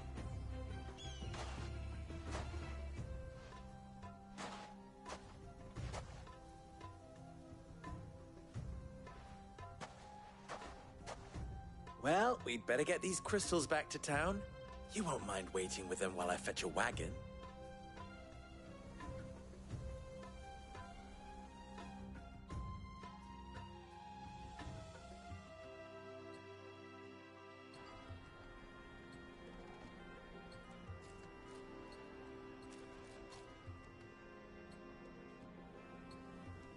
it occurs to me that I still don't know your name. Clive. So, Sid the Second is a Clive? I suppose it could have been worse. Well, Clive, you held up your end of the bargain, so I must do the same. Passage through the South Gate, was it not? To tell the truth, you've helped a little there too. Many of the guards have already been redeployed to deal with the issue of their missing comrades. And those left behind have been encouraged to look the other way should you attempt to pass through. Thank you. And please allow me to cover your costs. You still have the purse I gave to the soldiers, I trust? I saw you pluck it from one of the bodies. Oh, dear. Was I really so obvious? And my name is not Greybeard. It is Lord Byron Rosfield, thank you very much. No, thank you very much, Greybeard. Of all the... Ugh! Here, wear this.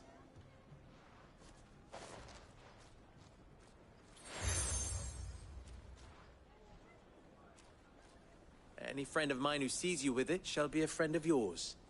Thank you, Lubor. And please, feel free to send one of my Stoluses back to your people. Tell them that Rosina Dalamil is back in bed with Sid.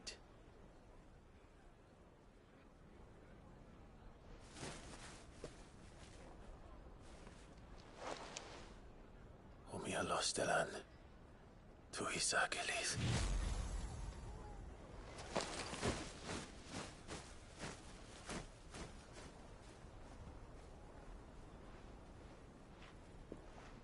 I'm trusting you, Sid. Or should I say, Clive? So be sure not to let me down. I have a reputation to uphold.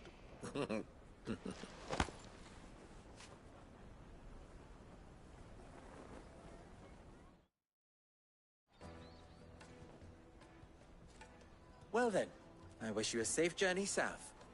Thank you. Not at all. It was my pleasure. Come on, Uncle. Let's go.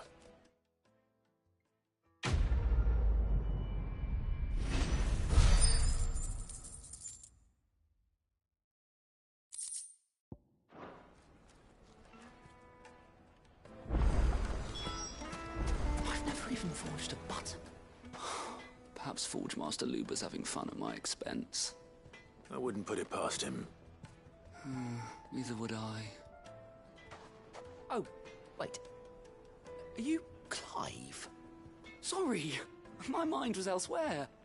I'm Sava, Master Luber's least accomplished apprentice. Soon to be former apprentice if I don't pass this test. Maybe I'm just not the resourceful type. People are buying up weapons faster than the Briar's Kiss can forge them, and here I am, unable to make a decent bit of kitchenware. He wants me to make a carving knife, one that embodies the spirit of Dalamil. Whatever that's supposed to mean. I don't suppose you have any idea what he's on about, do you? I'm afraid not. Never mind. Thought I'd ask. It was that or pack my bags. I could give you a hand if you like. I know how busy the Briar's Kiss has been, and that Lubor needs all the capable hands he can find. I'd be a fool to refuse. So, where do we start? Good question. If I'm honest, I've never made any kind of knife before.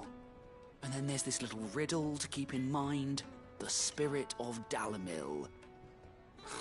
Nothing is ever simple with that man. The way I see it, there's only one way we'll be solving Lubor's puzzle. We need information. The more the better. You're right. There's no point fumbling in the dark, I suppose. Now, who to speak to first? Well, there's plenty of folk in Dalamil who use knives for a living. There's the butcher, of course, and any number of cooks. They're bound to have an opinion or two about the tools of their trade. All right. I think we have a plan. Let's get to it, shall we? I'll talk to every cook I can find. You speak to the butcher, and anyone else you can think of. All right. Good luck. Let's hope that someone says something useful.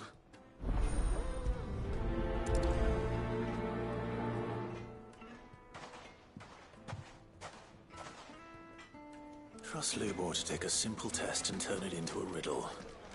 I better get to it. The finest fabric! The most fragrant herbs and spices. Welcome, sir. What can I do you for? A question, if you don't mind. I need to know what makes a good carving knife.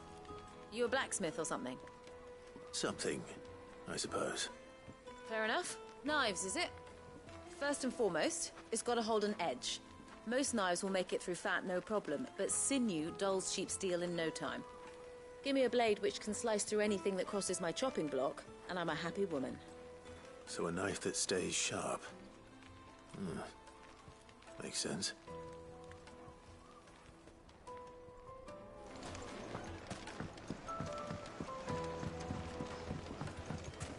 Made from the stoutest stoneware. Hanging lantern! They've opened the gate! Lubor was true to his word. What is it? I'm in no mood for chatter. Sorry. Do you mind if I ask your trade? Hunter, why? I have a question. Can you tell me what makes a good carving knife? I assume you use one out in the field. Has to be able to put up with some punishment.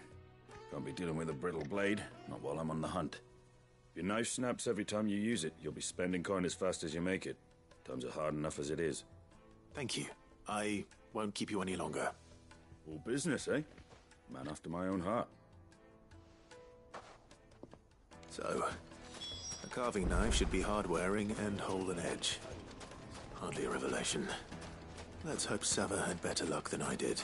Just look at the Plates and pots! fresh bread, warm from the oven. Oh, yes, they're quite soft.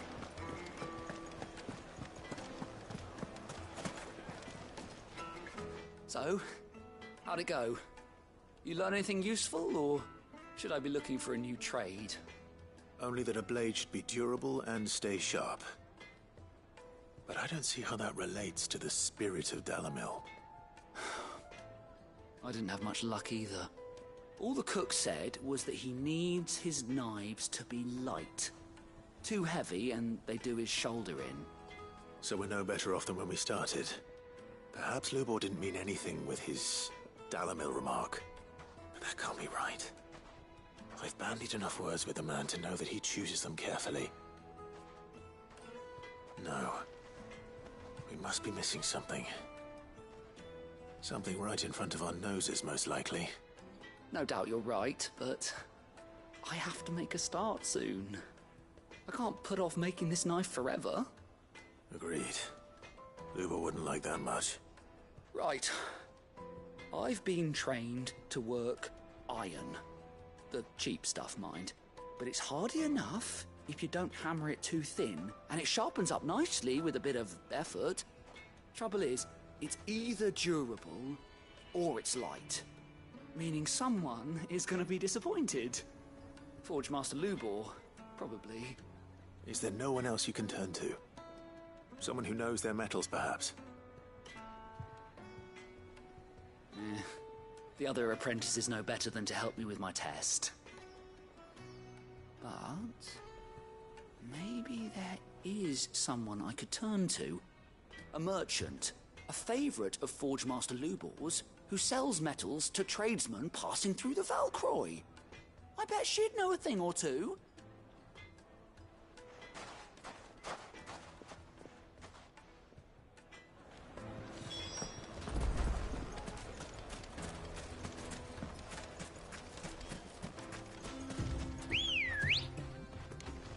Come on.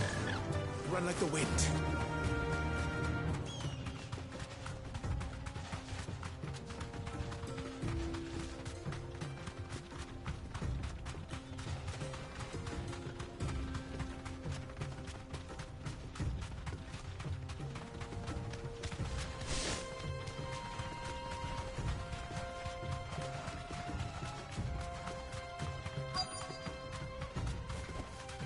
You deserve a rest.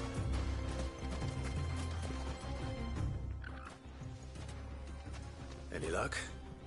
Or will you be needing help with your bags? Well, I asked her, but... you tell him.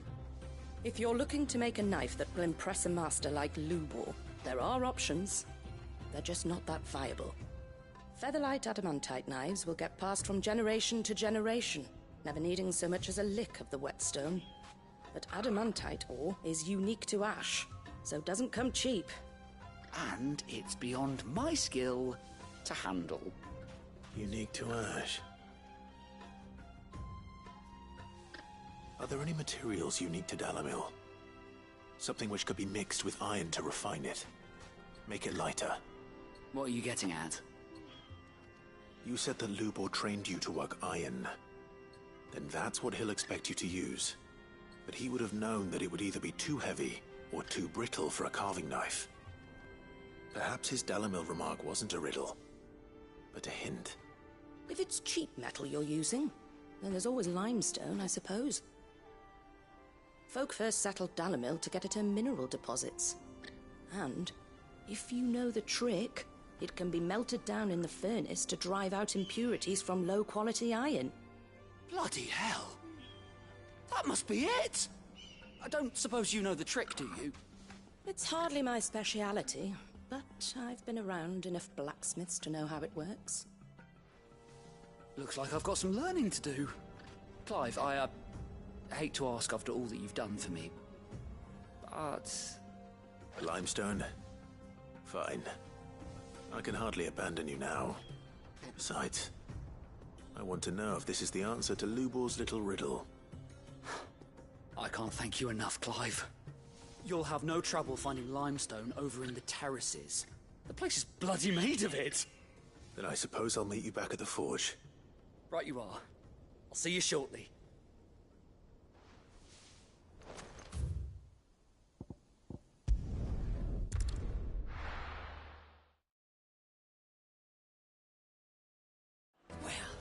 This is no good. Is it true what I'm hearing?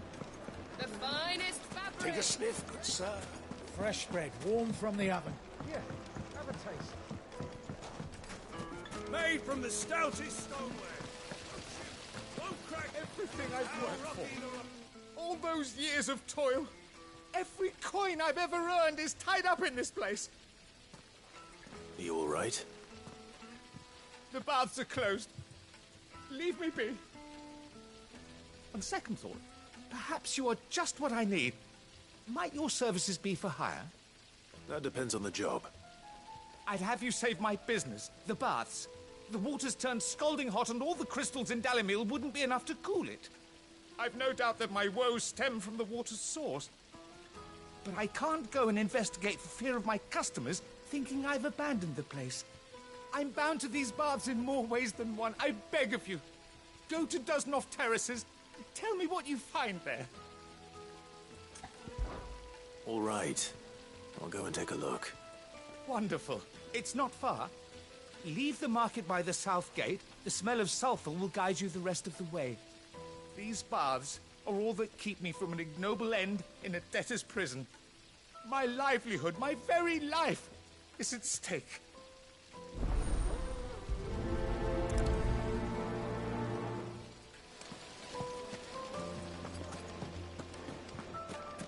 Sweet incense! We should get going soon.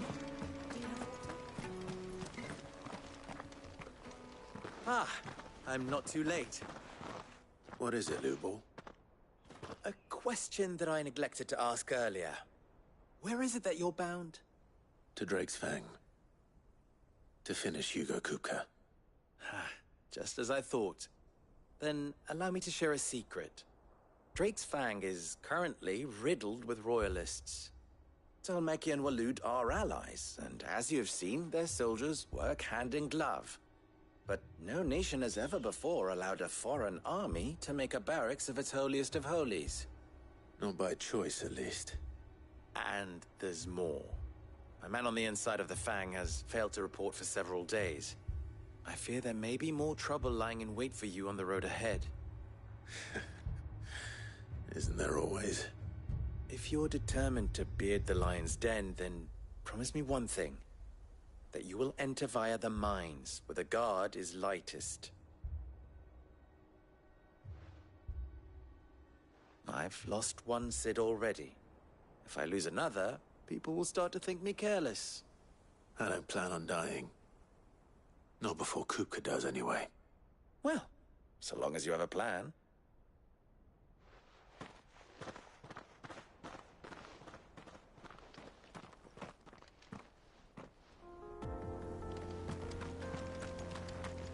Drake's Fang should be just beyond these springs. Shall we press on?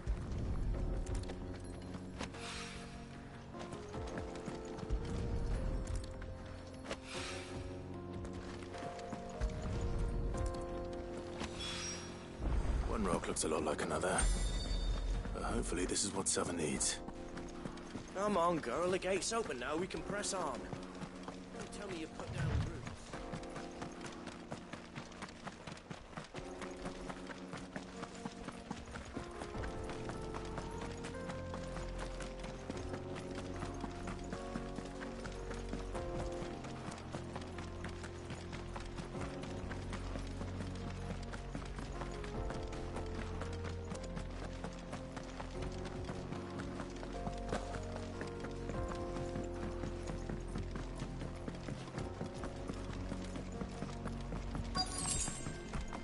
By the flames.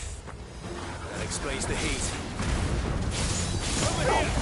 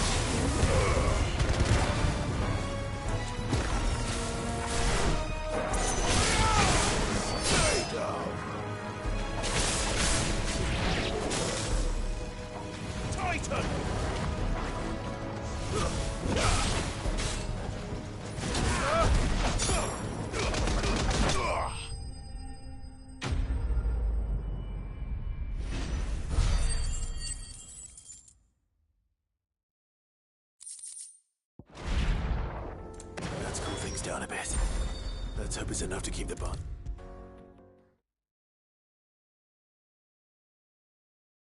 There he is. The man who saved my business. I was hoping we'd be seeing you again. The baths grow more bearable by the moment. It won't be long now before we are back to business as usual. I'm glad to hear it. Now, tell me this.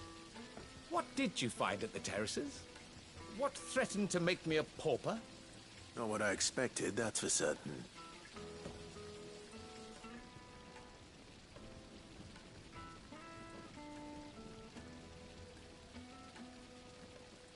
You tell a fine story.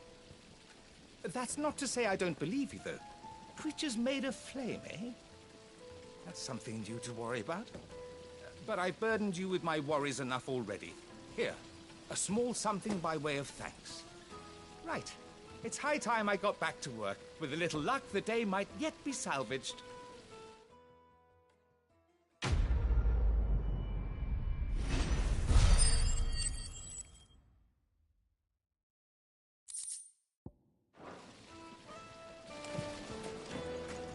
Made from the stoutest stoneware. Fresh bread, warm from the oven. The most fragrant herbs. The finest fabrics. Fresh I wasn't sure how much you'd need, but I hope this is enough.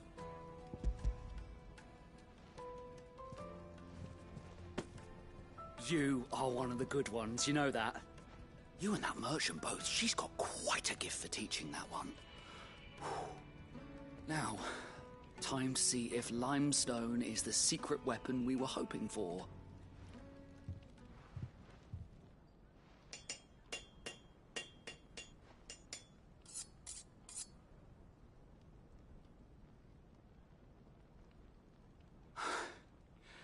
That'll do, I reckon.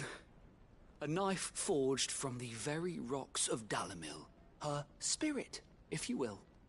It's a fine-looking blade.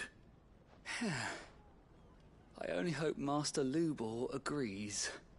That sounds like my cue. And just as well. I was getting tired of waiting. I'm sorry, Forge Master Lubor. Let's take a look then, shall we? First things first, Sava, do you think this is a carving knife worthy of the fine people of Dalimil? I'd like to think so. But what do you think? What do I think indeed? It's sharp-ish, but it won't last long with hard use. And it's heavy, heavier than it should be. You might not think it just to hold it for a moment, but sell that to a cook and you'll never hear the end of it. It looks like someone paid a visit to the terraces. The limestone was a step in the right direction, granted, but one that still leaves you short of the mark. And I was so certain I had it all worked out.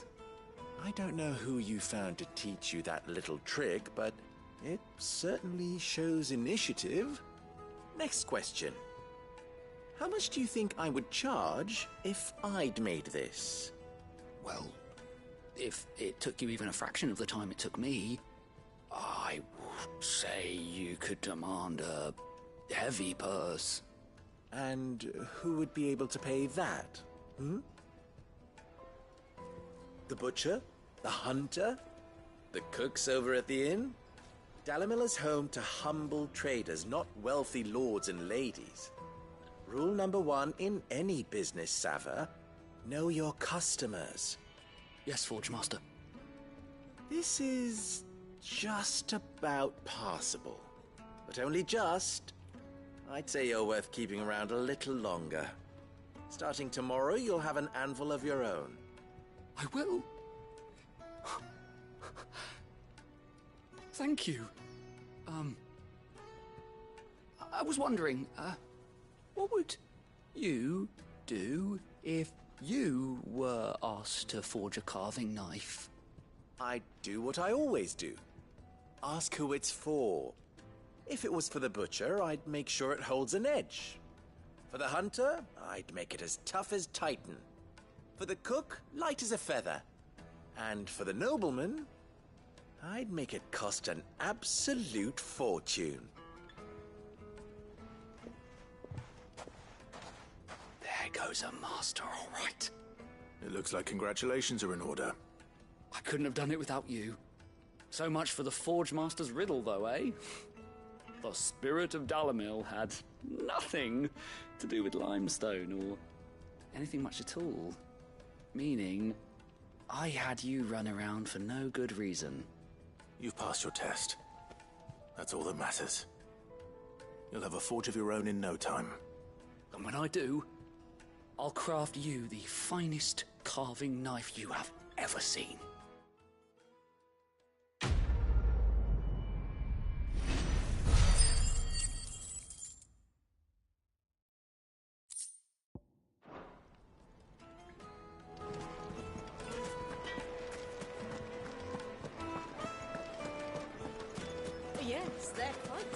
naked to a silken softness.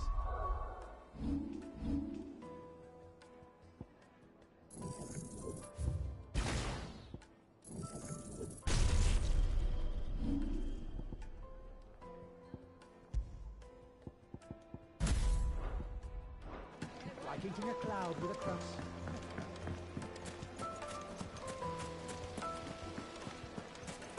Sweet incense!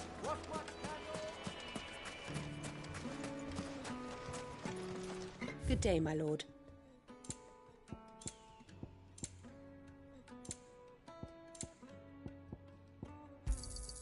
An excellent choice. Thank you for your custom. We should get going soon. Do you have water? That's better.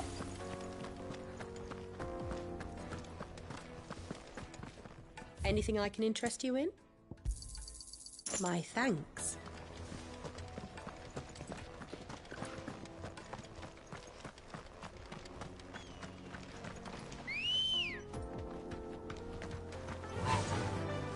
Fly, Ambrosia. Come on, girl. The gate's open now. We can press on.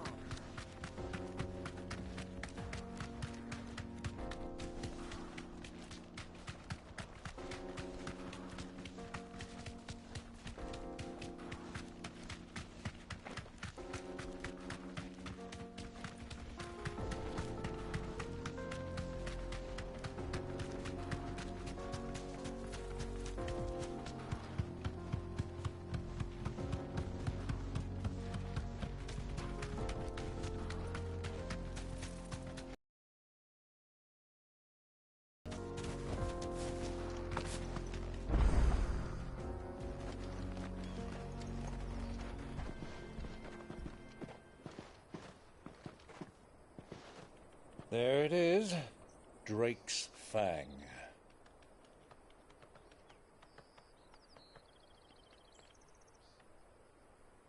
Kupka will be hiding inside. Along with goodness knows how many guards, all on highest alert. You'll need to keep your wits about you if you're to reach him. So be careful. I will, Uncle.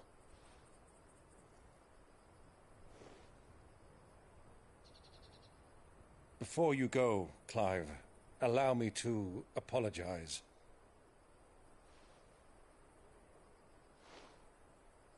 After what befell at Phoenix Gate and the crisis that followed in its wake, I fled.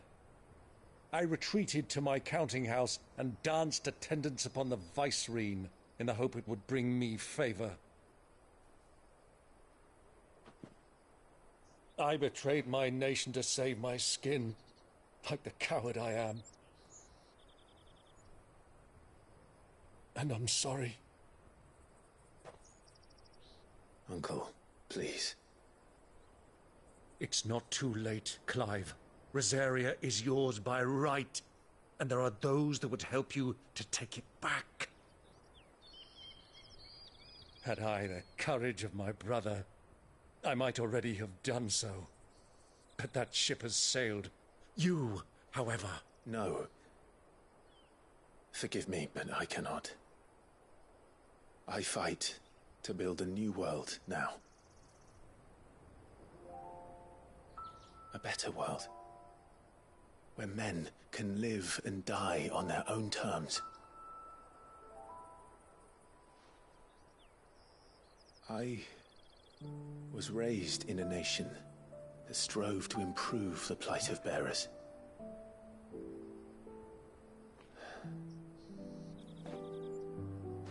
Only later did I realize that spark of freedom did not arise by chance, but was kindled by my father. You would see me follow in his footsteps. And that is exactly what I mean to do. Not by ruling Rosaria, but by extending his ideals to the whole of the twins. Though every soul in the realm may judge my actions heresy, I am certain my cause is just. You really are just like him, you know?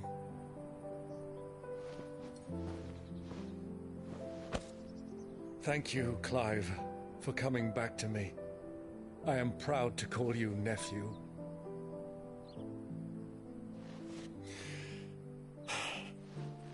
Well then, this is where we must part ways.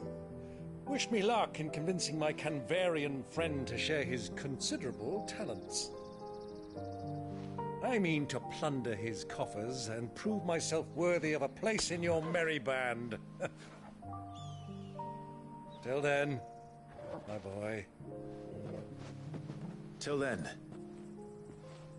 go safely, Uncle. And you, nephew.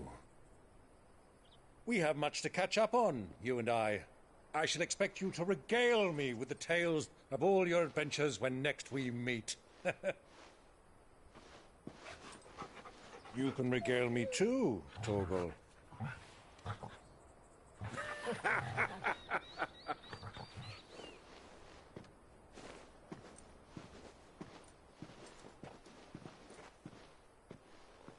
I'm coming for you, Kupka.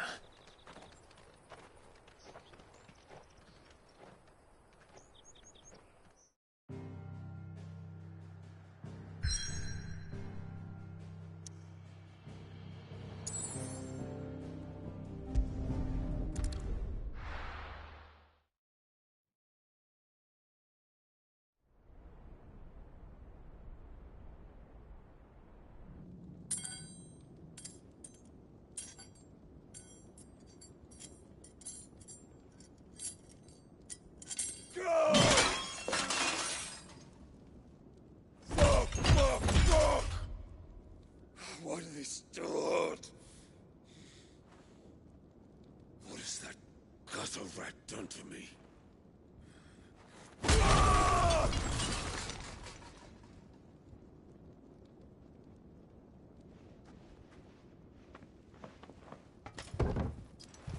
Out of my sight, witch! I'll kill you, Rossfield! I'll rip out your heart! I'll tear you limb from limb! Peace, Hugo. The table shan't hurt you any longer. He sought to humiliate me. Me! If you hadn't interfered, he would be dead! You truly believe you would have triumphed had the battle continued? Titan would have ground him into dust! And how would he have done that without his head? Shut up! You weren't strong enough, and you call yourself a dominant. Or rather, you did. You mock me, Harbert.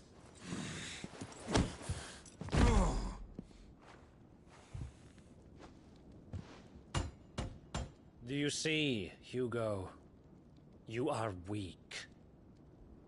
Fuck! But so long as that fire burns within you, there is still hope. There may yet be a way for you to take your revenge. Tell me, what must I do? Please, I'll do anything. Just tell me.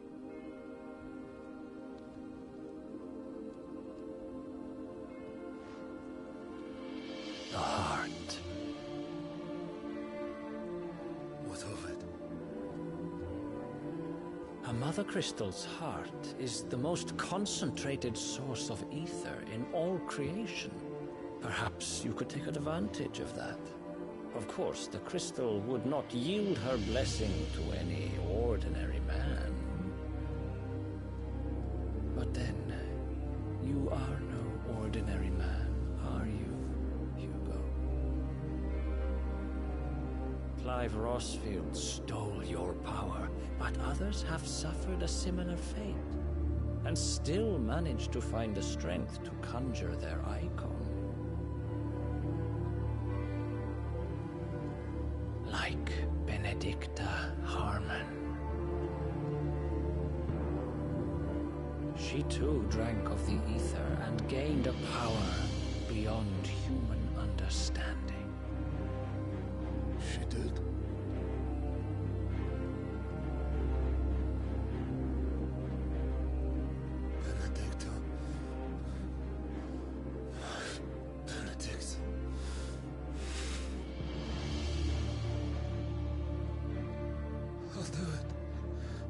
My love, I'll avenge you.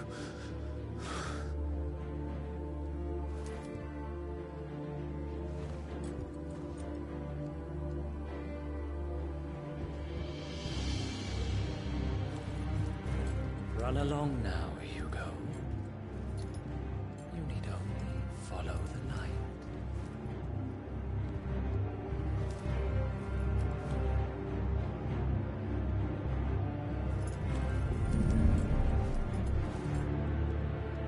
Muthos is here. Very well, it shall be so.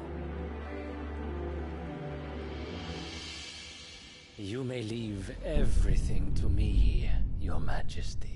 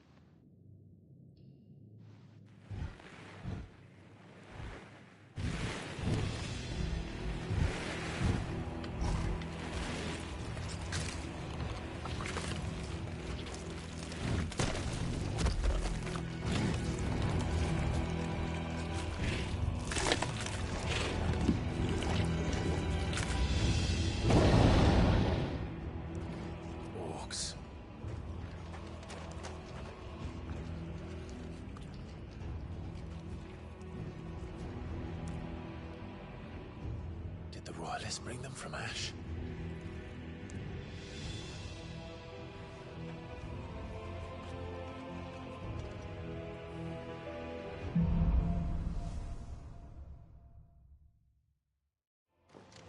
Are the Beastmen part of the Waluda army now? How the hell did that happen?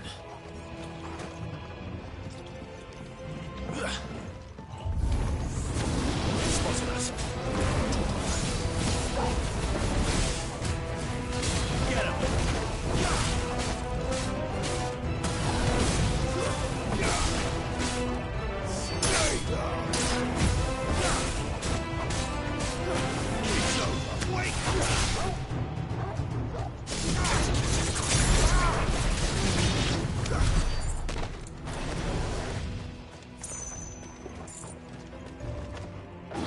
Taken over the entire mine.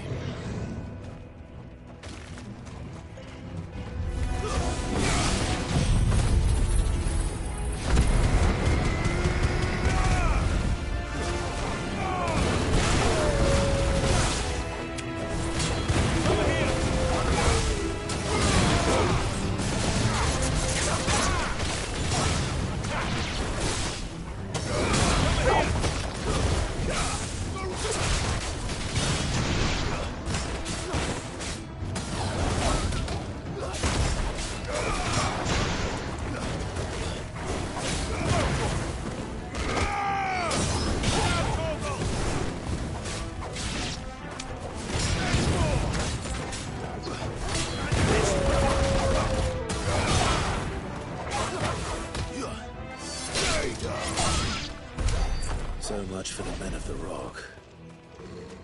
Dhalmekia's finest.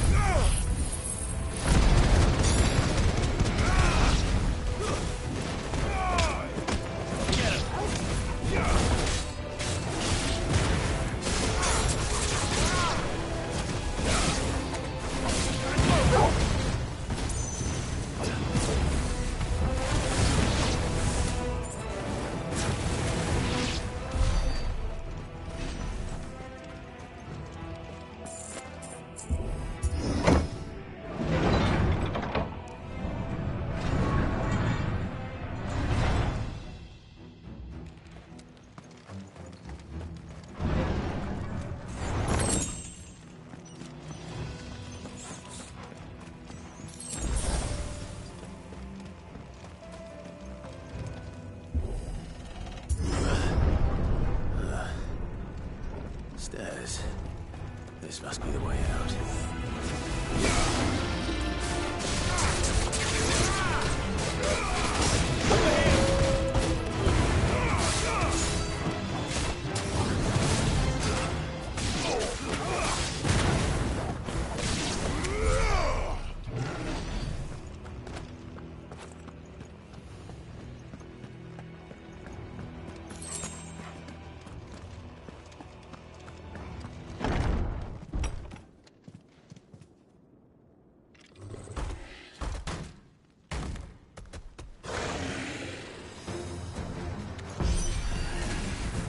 Sneaking past this one. How did it get in here?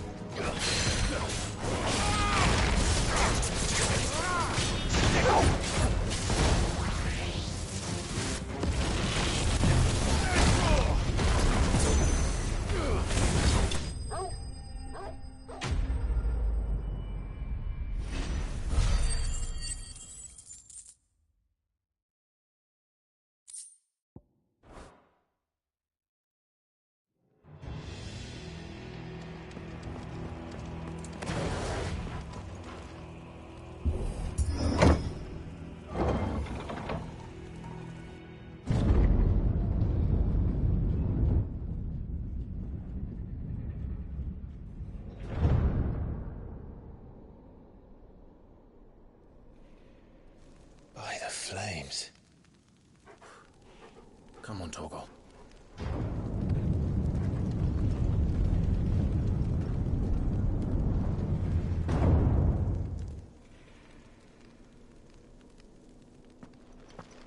Kupka never did do things by halves. As if taking the Mother Crystal for his own wasn't enough. He had to build his castle in it.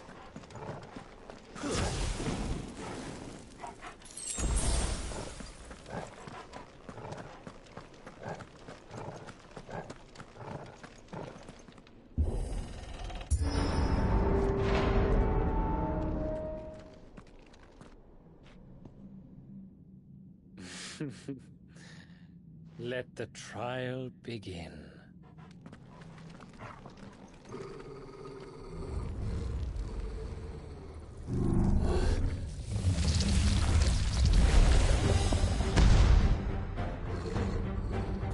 What the hell?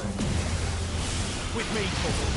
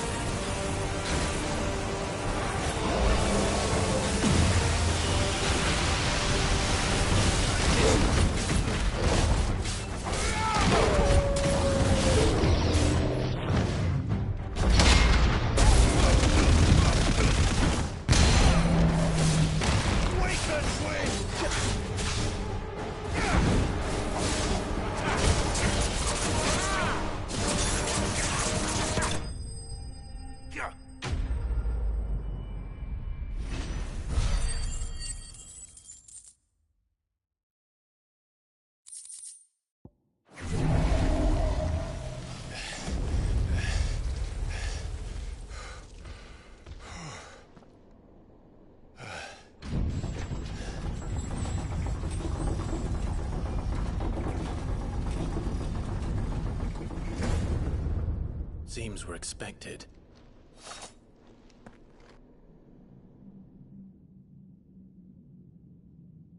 So this is the power of Muthos.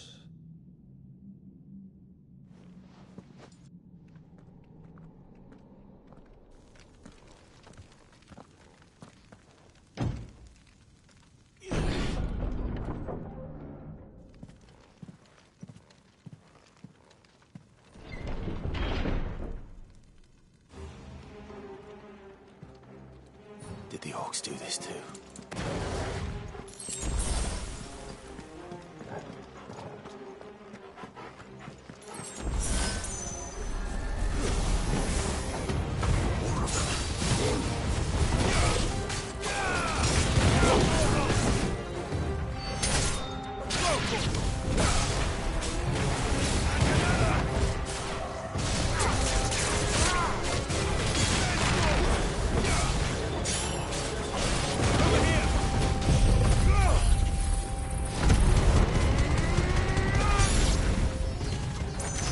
What the hell is going on?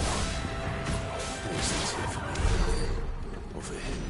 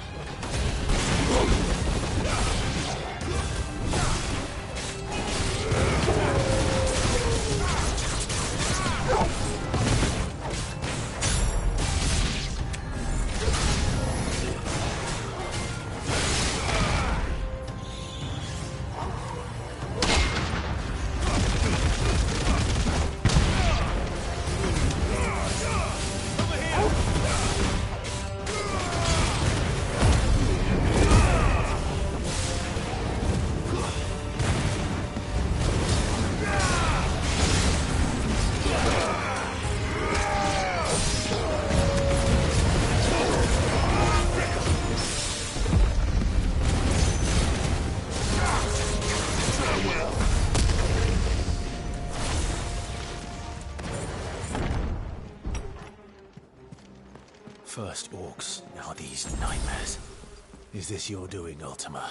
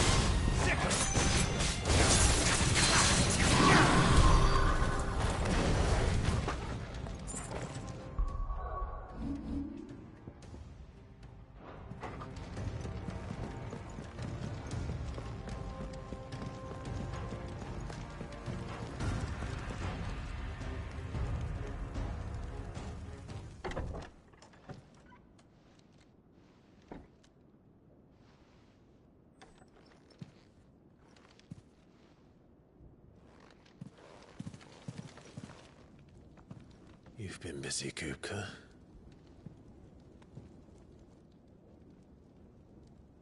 But where did you go?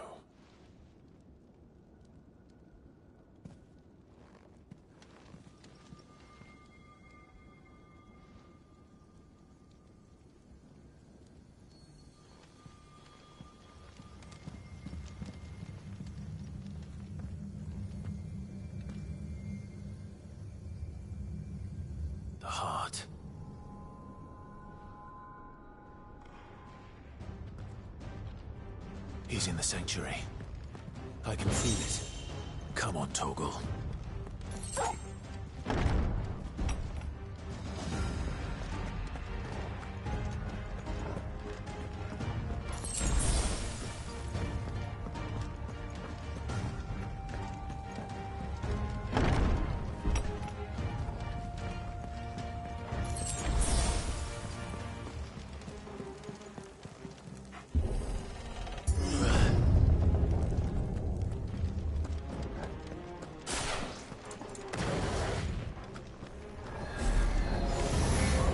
Just what I needed.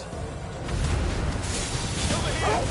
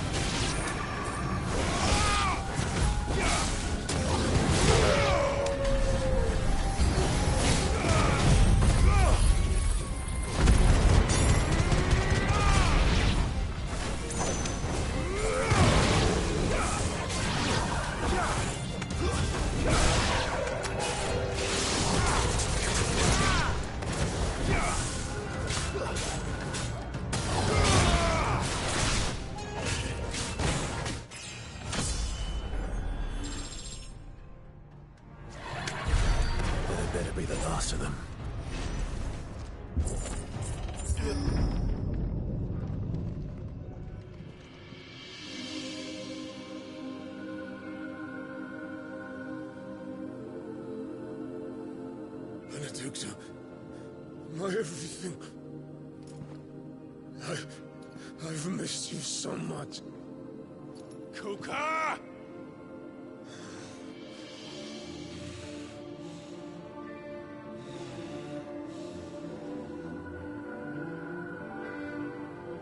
I swear to you, my love, we will never be parted again. What's wrong with him?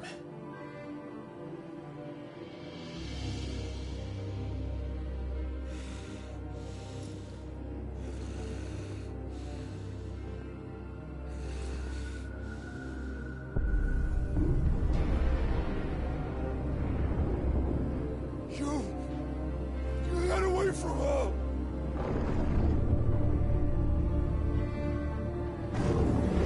Benedicta!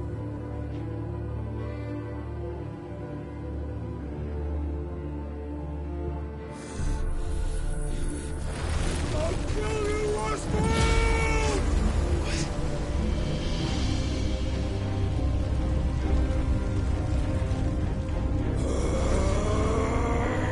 Oh shit, he's priming.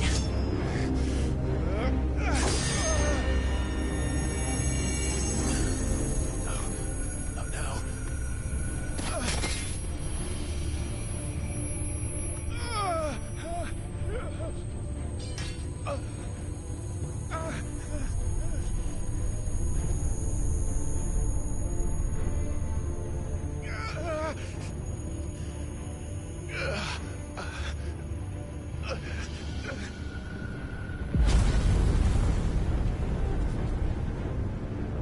Come on.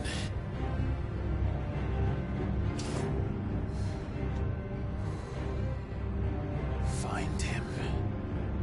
You've done this before. You can do it again. Let the flames burn within you. No. Let them burn without. Come to me, Ifrit!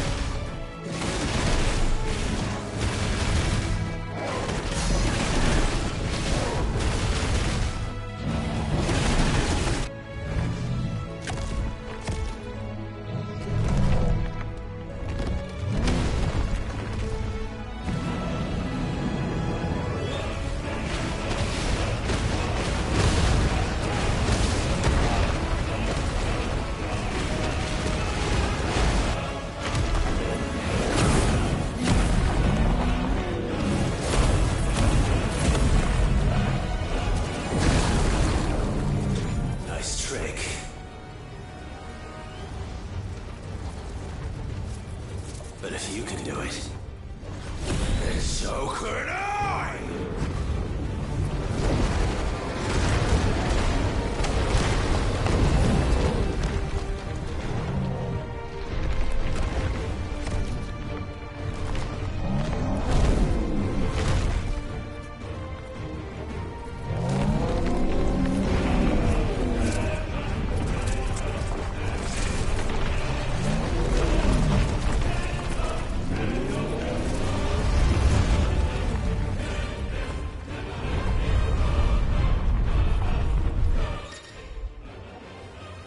Let's give this a try.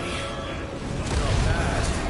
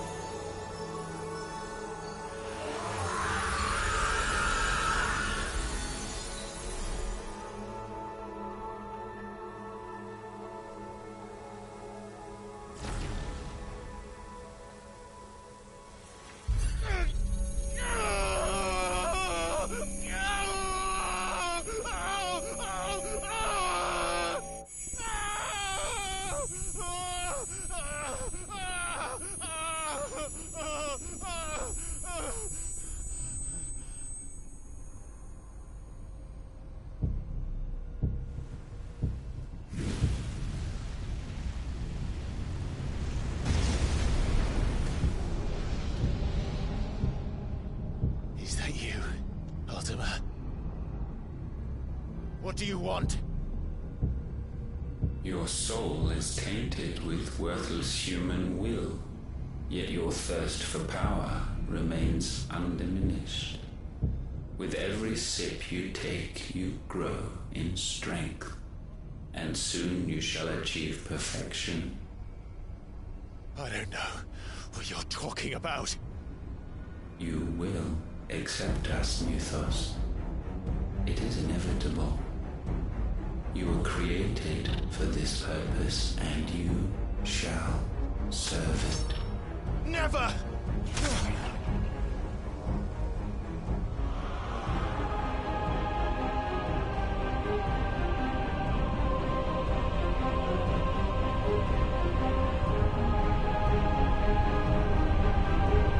Fight it, Pride! Don't let him in! Consciousness. We see now.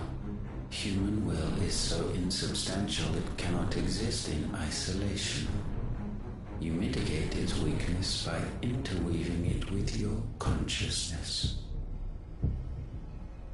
We believed we had merely to purge you of your will to claim our vessel. It appears we first have to sever every thread of the consciousness that supports it. No matter. The time to build a new world is not yet upon us. We will contemplate.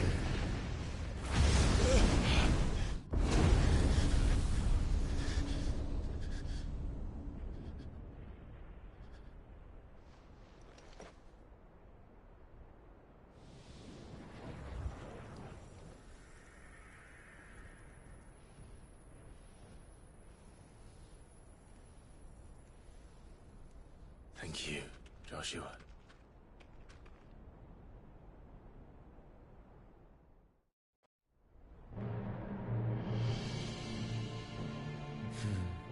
One can no more command the power of ether by drowning in its flood than one can constrain the tides by standing in the sea. I had thought Hugo wiser than this, but it seems his head was full of rocks after all. Titan was strong. Your Majesty. But Mythos is stronger. For 5 years, that man lived only for revenge. Clinging fast to a fiction, even as it swept him into the abyss.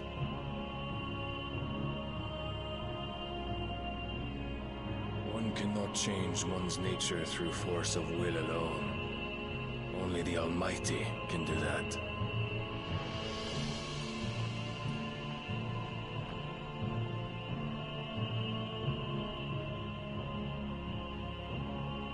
Hugo Kupka, the man who gave his life for a woman's head. A fool like all the rest.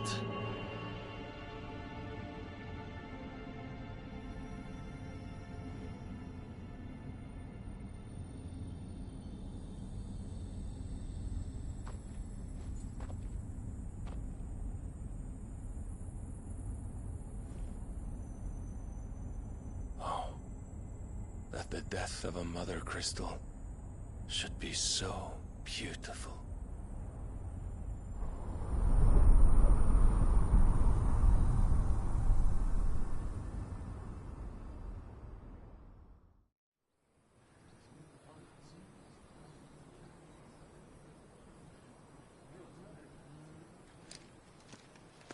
Some medicine, my lord?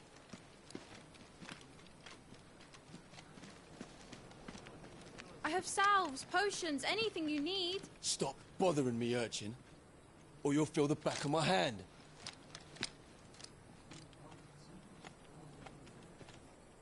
You must consider your health, my prince.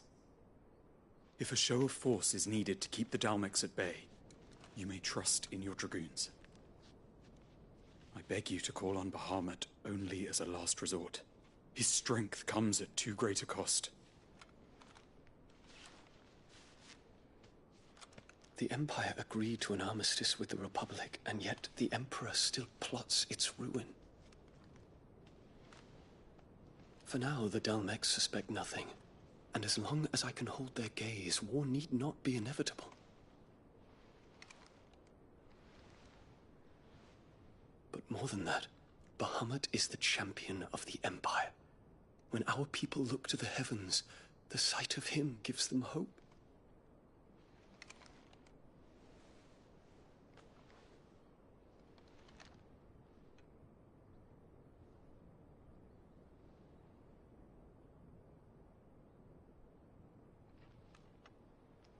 Forgive me, Terence.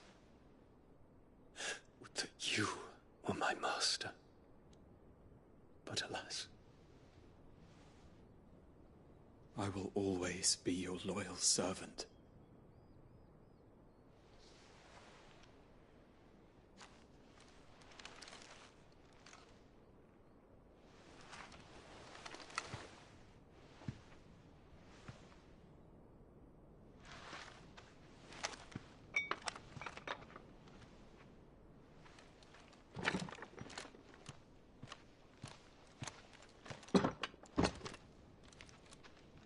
Should the Council's brazen maneuvering prompt the Republic to tear up their own treaty and launch a new assault, our soldiers would advance to meet them, cutting across the Central Isles, but not in time to prevent their forces from breaching the southern defenses and storming Twinside.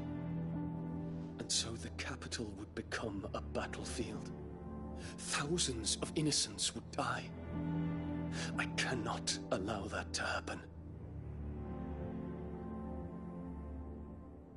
There is one small mercy, at least. You will not be forced to do battle with Titan.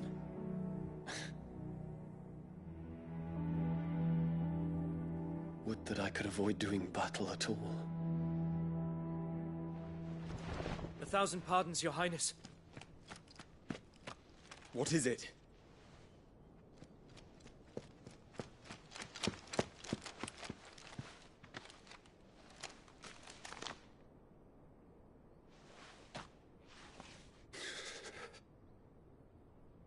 Olivier has been made Emperor. What is the meaning of this? My father's orders. What were they? Quickly! Yes, Your Highness. His Radiance requests that Your Highness maintain position here and... Ah!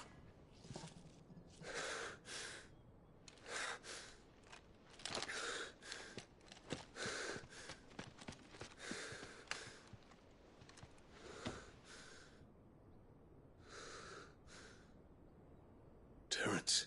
Yes, my prince. I must go to the palace. I'll ready your steed.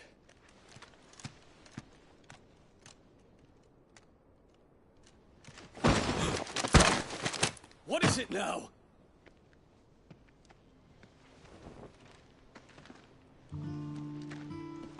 Forgive the intrusion, Your Highness. I know you. At ease. We stand in the presence of the Phoenix. You wouldn't want to get your fingers burned. I hope I'm not interrupting. Not at all. Though I admit, I did not expect such a distinguished guest. How many years has it been since the Remembrance ceremony?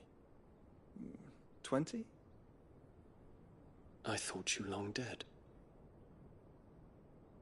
Do I address a ghost?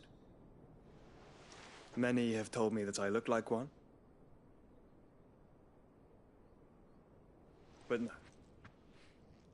I'm alive. Just.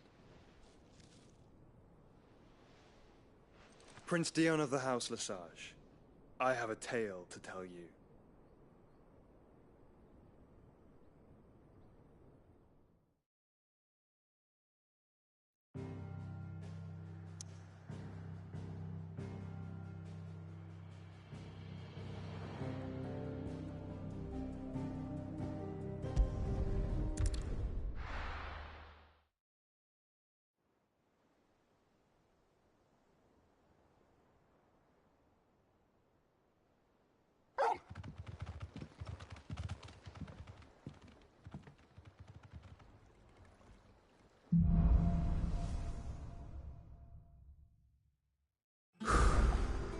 better give Otto the good news.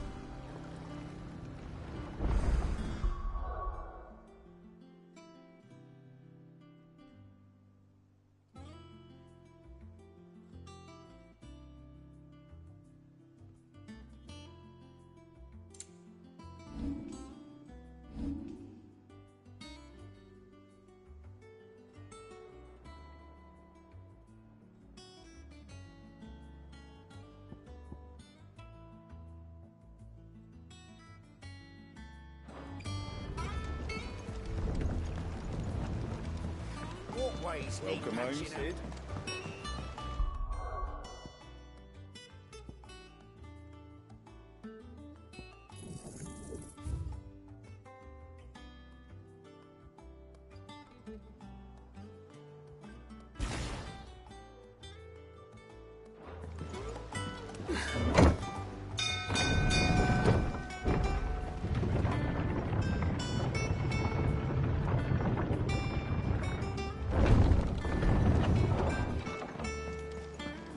What became of Kupka?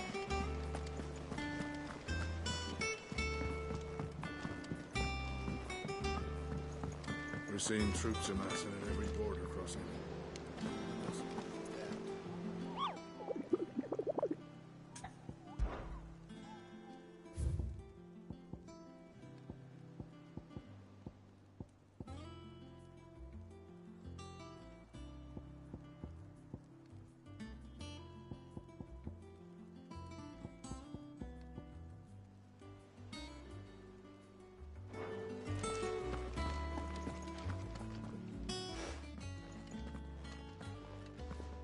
Clive, you're back. I am. And with glad tidings for once. Hugo Kupka is no more. Well, I'll be. All of our comrades who lost their lives back at Sid's place be smiling down at you right now. We had a stolus from Lubor saying Drake's fang had fallen. I expect that was your doing as well, was it? It's a long story. One for the history books, I'll bet. Welcome home, Clive. It's good to be back. You look better. I feel it. Which means I'm coming on your next little adventure. You're not leaving me behind again. Wouldn't dream of it. Otto. Any word on the Royalist movements since I've been away? Shouldn't you be putting your feet up? If you really want to know, go and have a word with Vivian. Thank you. I will.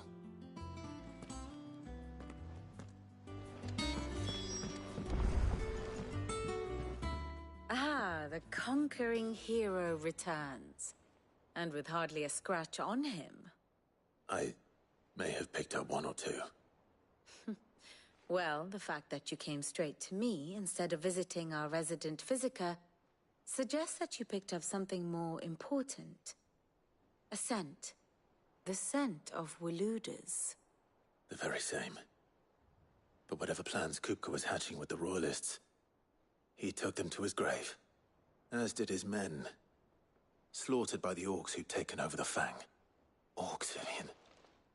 I've never seen such creatures in Storm before. The Waludas must have ferried them over from Ash, but why? Why work to rescue Kupka only to invade his home, the mother crystal of an allied nation, and let both fall? It makes no sense. Do you know the tale of the blind men and the Adamantus? One can often be led astray by focusing too closely on individual details. One must instead see the bigger picture. And what bigger picture is there than my map?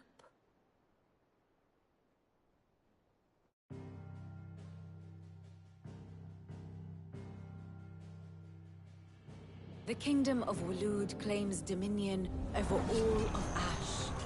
It is a nation forged by the bloody conquest of Barnabas Tharm, the dominant of Odin. The Canvarian War of Independence in 849. The Battle of the Twin Realms in 865. The Battle of Belinus Tor in 873. Wheresoever his armies fought, Odin was found where the fighting was fiercest. But of late, the warrior king appears to have laid his sword to rest. Battle rages for control of the crystalline dominion. Yet Tharm sends not a single ship in support of his Dhalmekian allies. Meanwhile, the Blight ravages great swathes of ash. Yet warlike Waloed shows not the faintest interest in laying claim to untouched lands. So why go to the trouble of sending an army of orcs into the heart of Drake's Fang, only to make no attempt to claim the Mother Crystal for Waloed? It can hardly be for lack of men. Tharm's armies rival any in the Twins. No. We have not seen the last of the Waloed standard. Odin will ride again. It is but a question of when. And on that day, who will be trampled underfoot?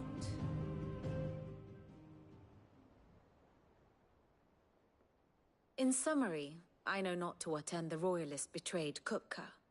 I know only that it is part of some broader scheme. A scheme tied to the ambitions of one man. King Barnabas. But there is no need to wallow in confusion. If one is to cure a sickness, one must first identify the symptoms.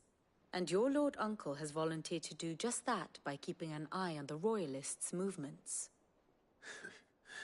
He's really throwing himself into this. Indeed he is. Which means all that remains for us to do is await his reports. Well, not quite all in your case. The people of the Hideaway must hear the news. Justice has been done. Hugo Kupka is dead. The wounds he left that night are still raw, especially for those who lived with Sid the longest. Tell them that those wounds might finally begin to heal. Consider it the price of today's instruction. I've never known you to be sentimental. What can I say? I am only human. And we are, all of us, sentimental animals at heart. I suppose we are. Very well. I'll go and spread the word.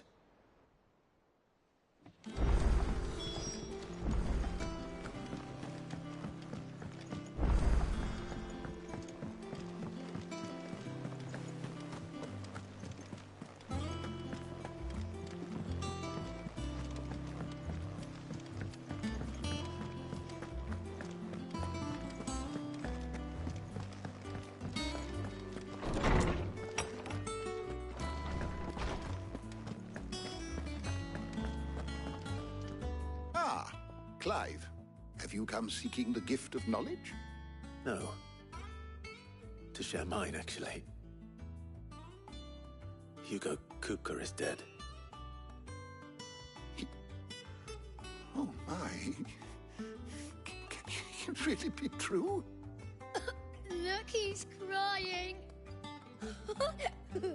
He is. Big baby.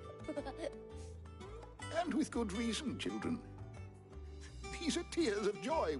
We must offer up a prayer to your parents that the heavens might weep with us. There shall be no lessons today, only thanksgiving and merrymaking. Go, put away your things. All right. Brilliant.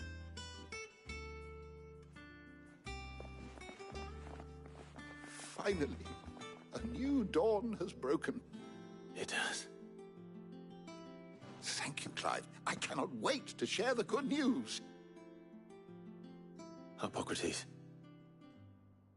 After Kupka fell, Ultima came to me. I need to know what he is. Have you learned anything? Alas, no. And not for want of trying. I have scoured nigh every historical tome in our collection and found nothing. Not even the sort of conspicuous absence that might suggest a concealment of fact. One is almost tempted to conclude that such a creature never existed. But I saw him. With my own eyes. I don't doubt that you did.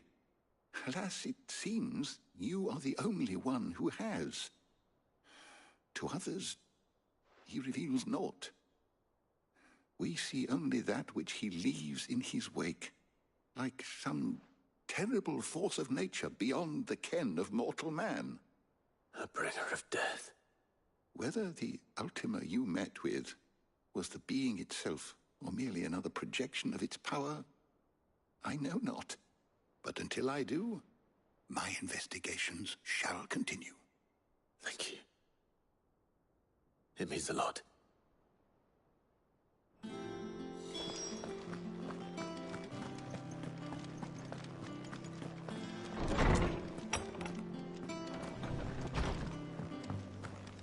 Thanks to Sid, the man. Not bad for a boy from the Imperial Barracks, eh? I'm sure they're looking down on us. Well, someone looks pleased with himself.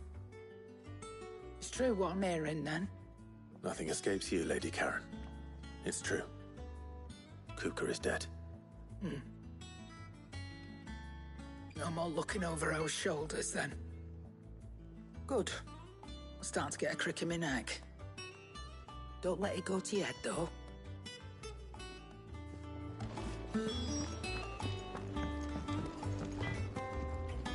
Blackthorn, do you have a moment? What is it? I'm busy. I wanted to tell you that Hugo Kupka is dead.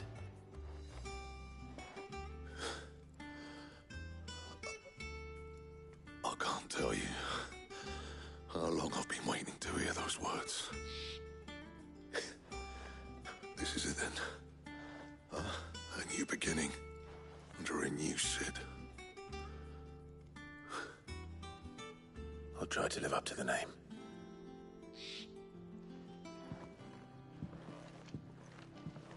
Right. Let's see if Otto has anything else for me. Is it business or pleasure? Go on, then. It'd better all be here.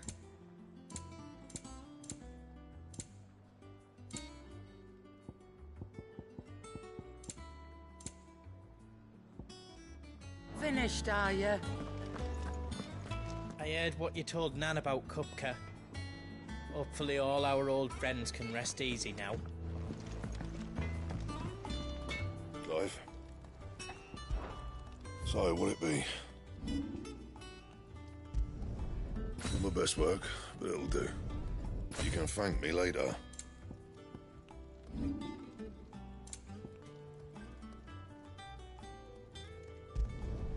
No scratches, all right? That it? Fine. He cracked the crystal too? You're joking.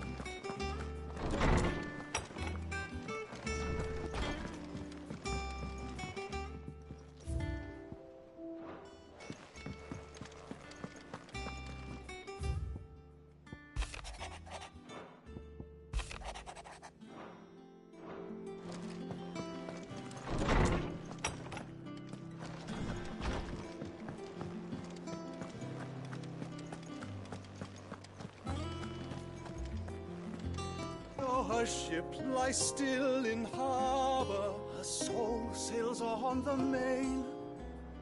The breath of age is at her back, adventure in her veins. I'm telling you, it's true. I heard it from Otto's own lips.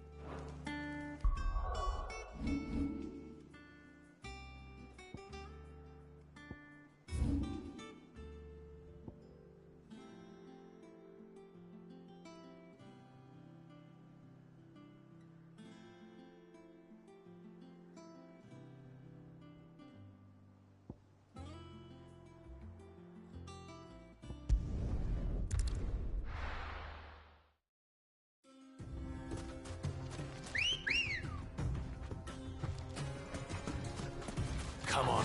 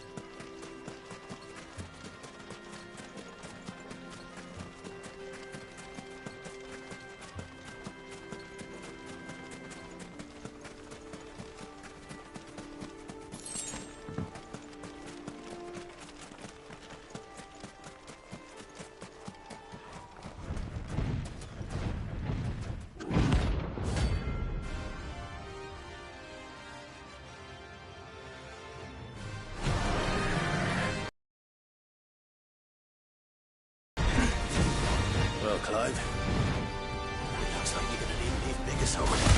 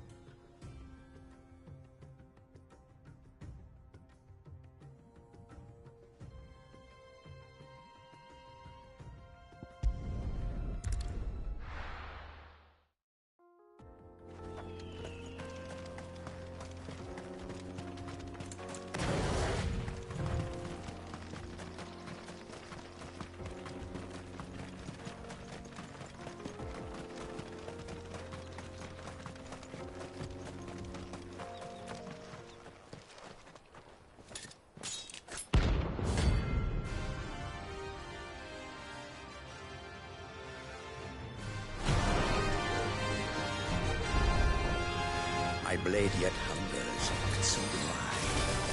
Come, let us feast on your flesh. Your feasting days are over.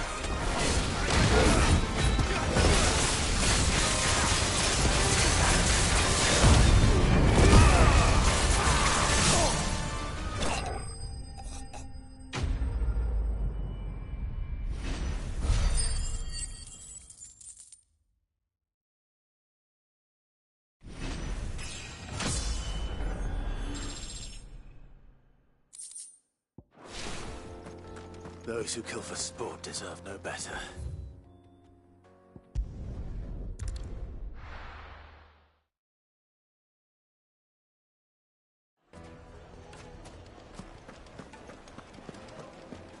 The finest fabric! Take a sniff, good sir. Kneaded to a silken softness. Oh, where's all the rocket? Made from the stoutest stoneware.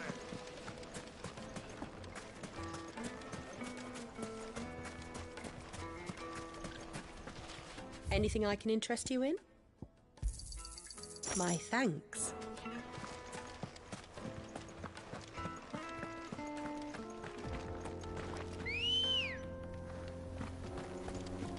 Come on. Yeah!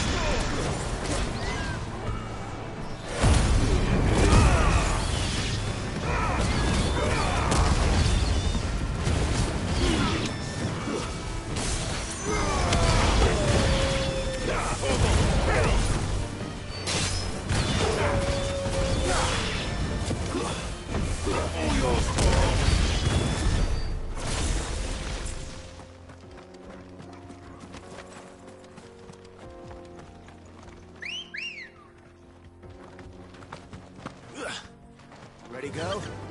Fly, Ambrosia.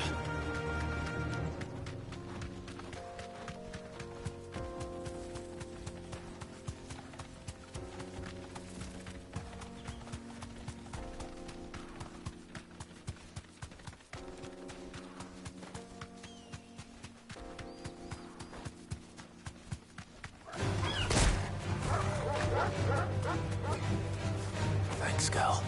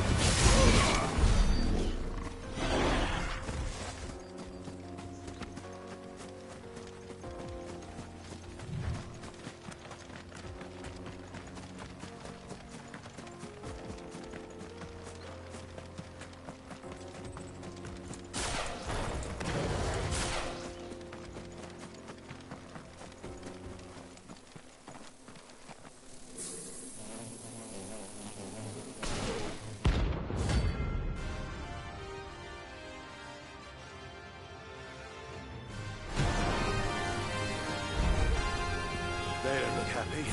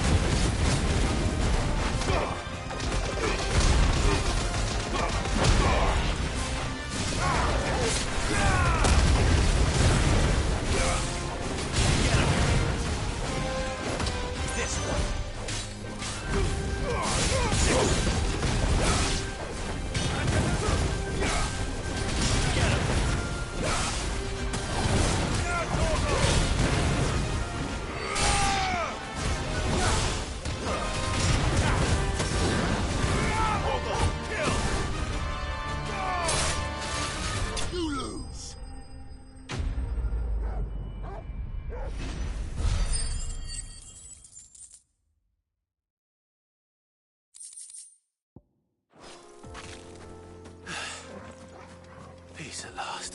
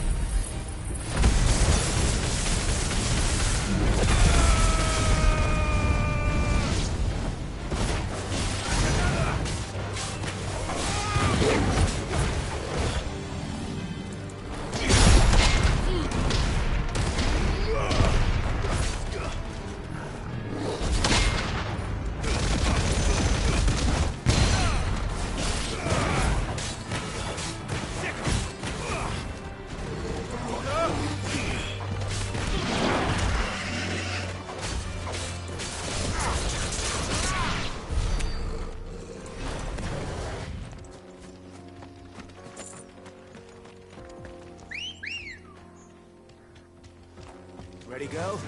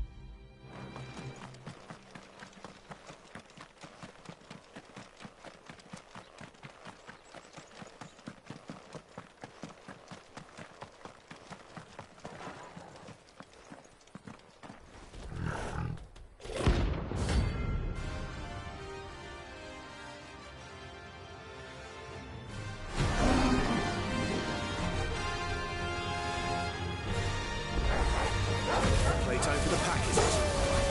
Let me introduce you to mine.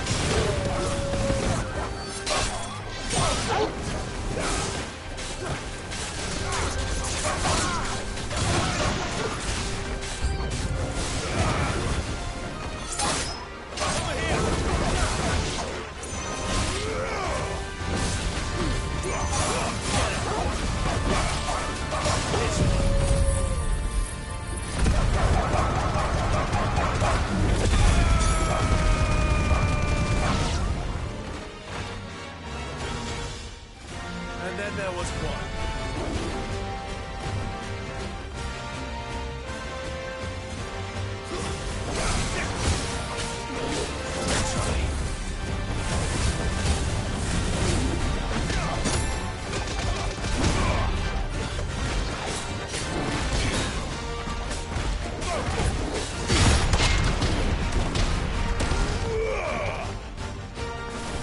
Get him!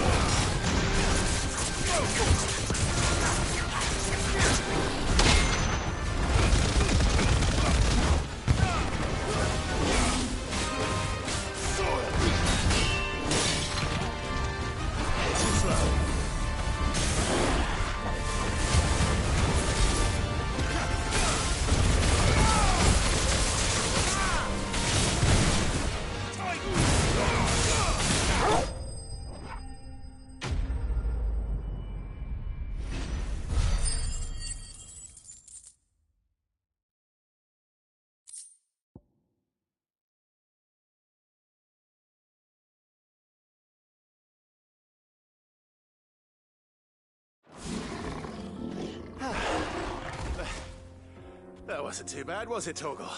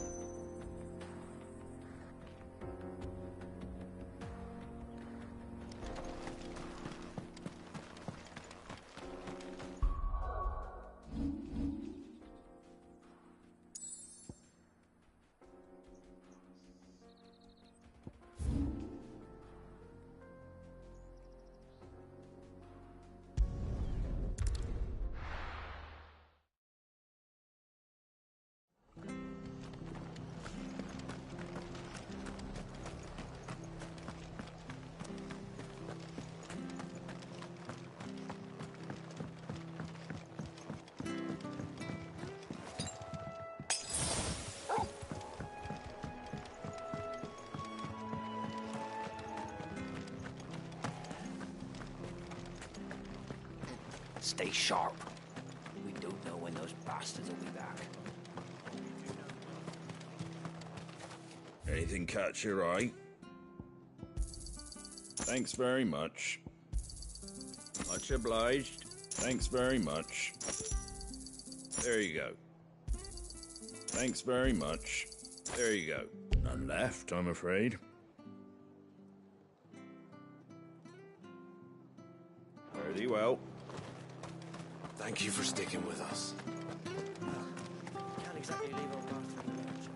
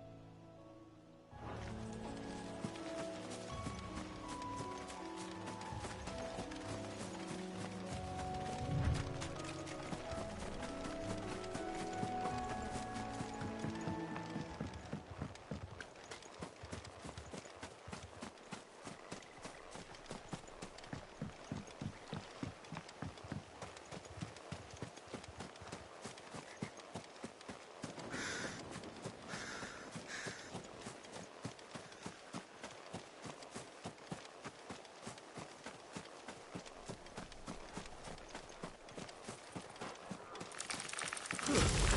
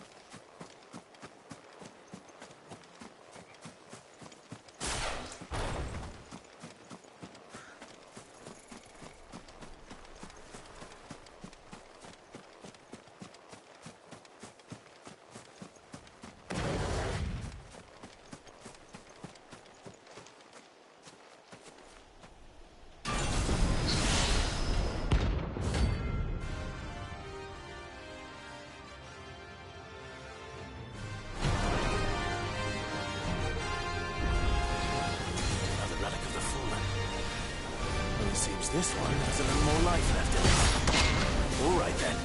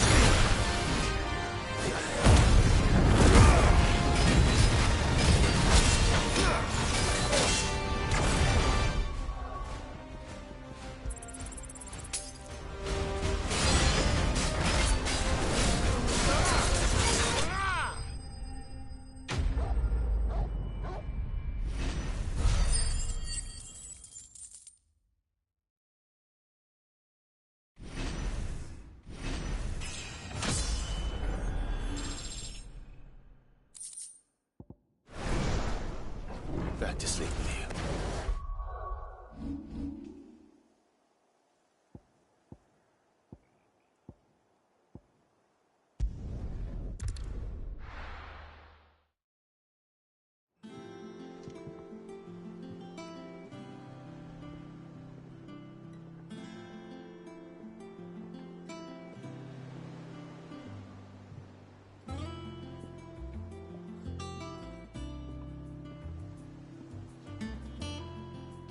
I'm telling you, it's true.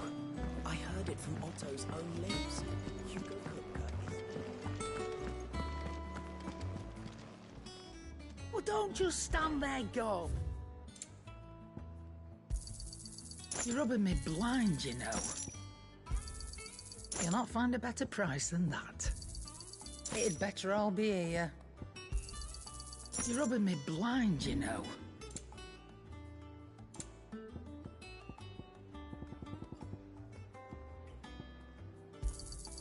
I'll be thankful you got that much.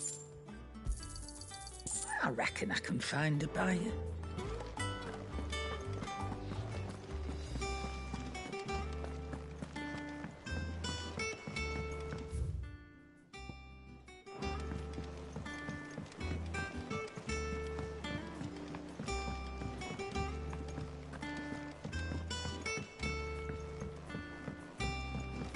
We're seeing troops amassing at every moment. No surprises there. Welcome to the Patron's Whisper. Is everything we've received and everything promised all done?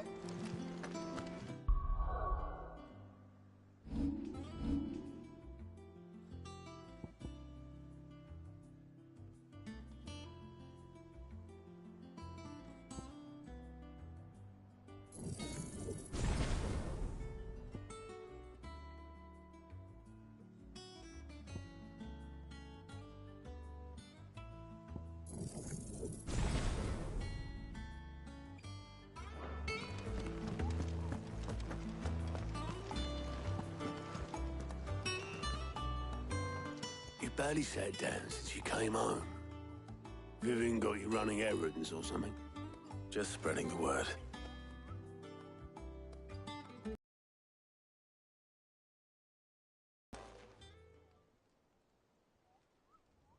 So, the Professor's got a soft side, has she? I'd never have guessed. No. She was right, though. Everyone was glad to hear the news. Ah, but you ain't told everyone. I can think of plenty of friends back at the old hideaway who'd sleep more peacefully for knowing. Not least of all Sid. You should tell him. You're right. I should. And I will. Well, when you do, be sure to take Mid with you. She's been going at it hammer and tong down in that workshop of hers, trying to do her father proud. I can't remember the last time she visited the old sod's grave. Very well. I'll suggest it.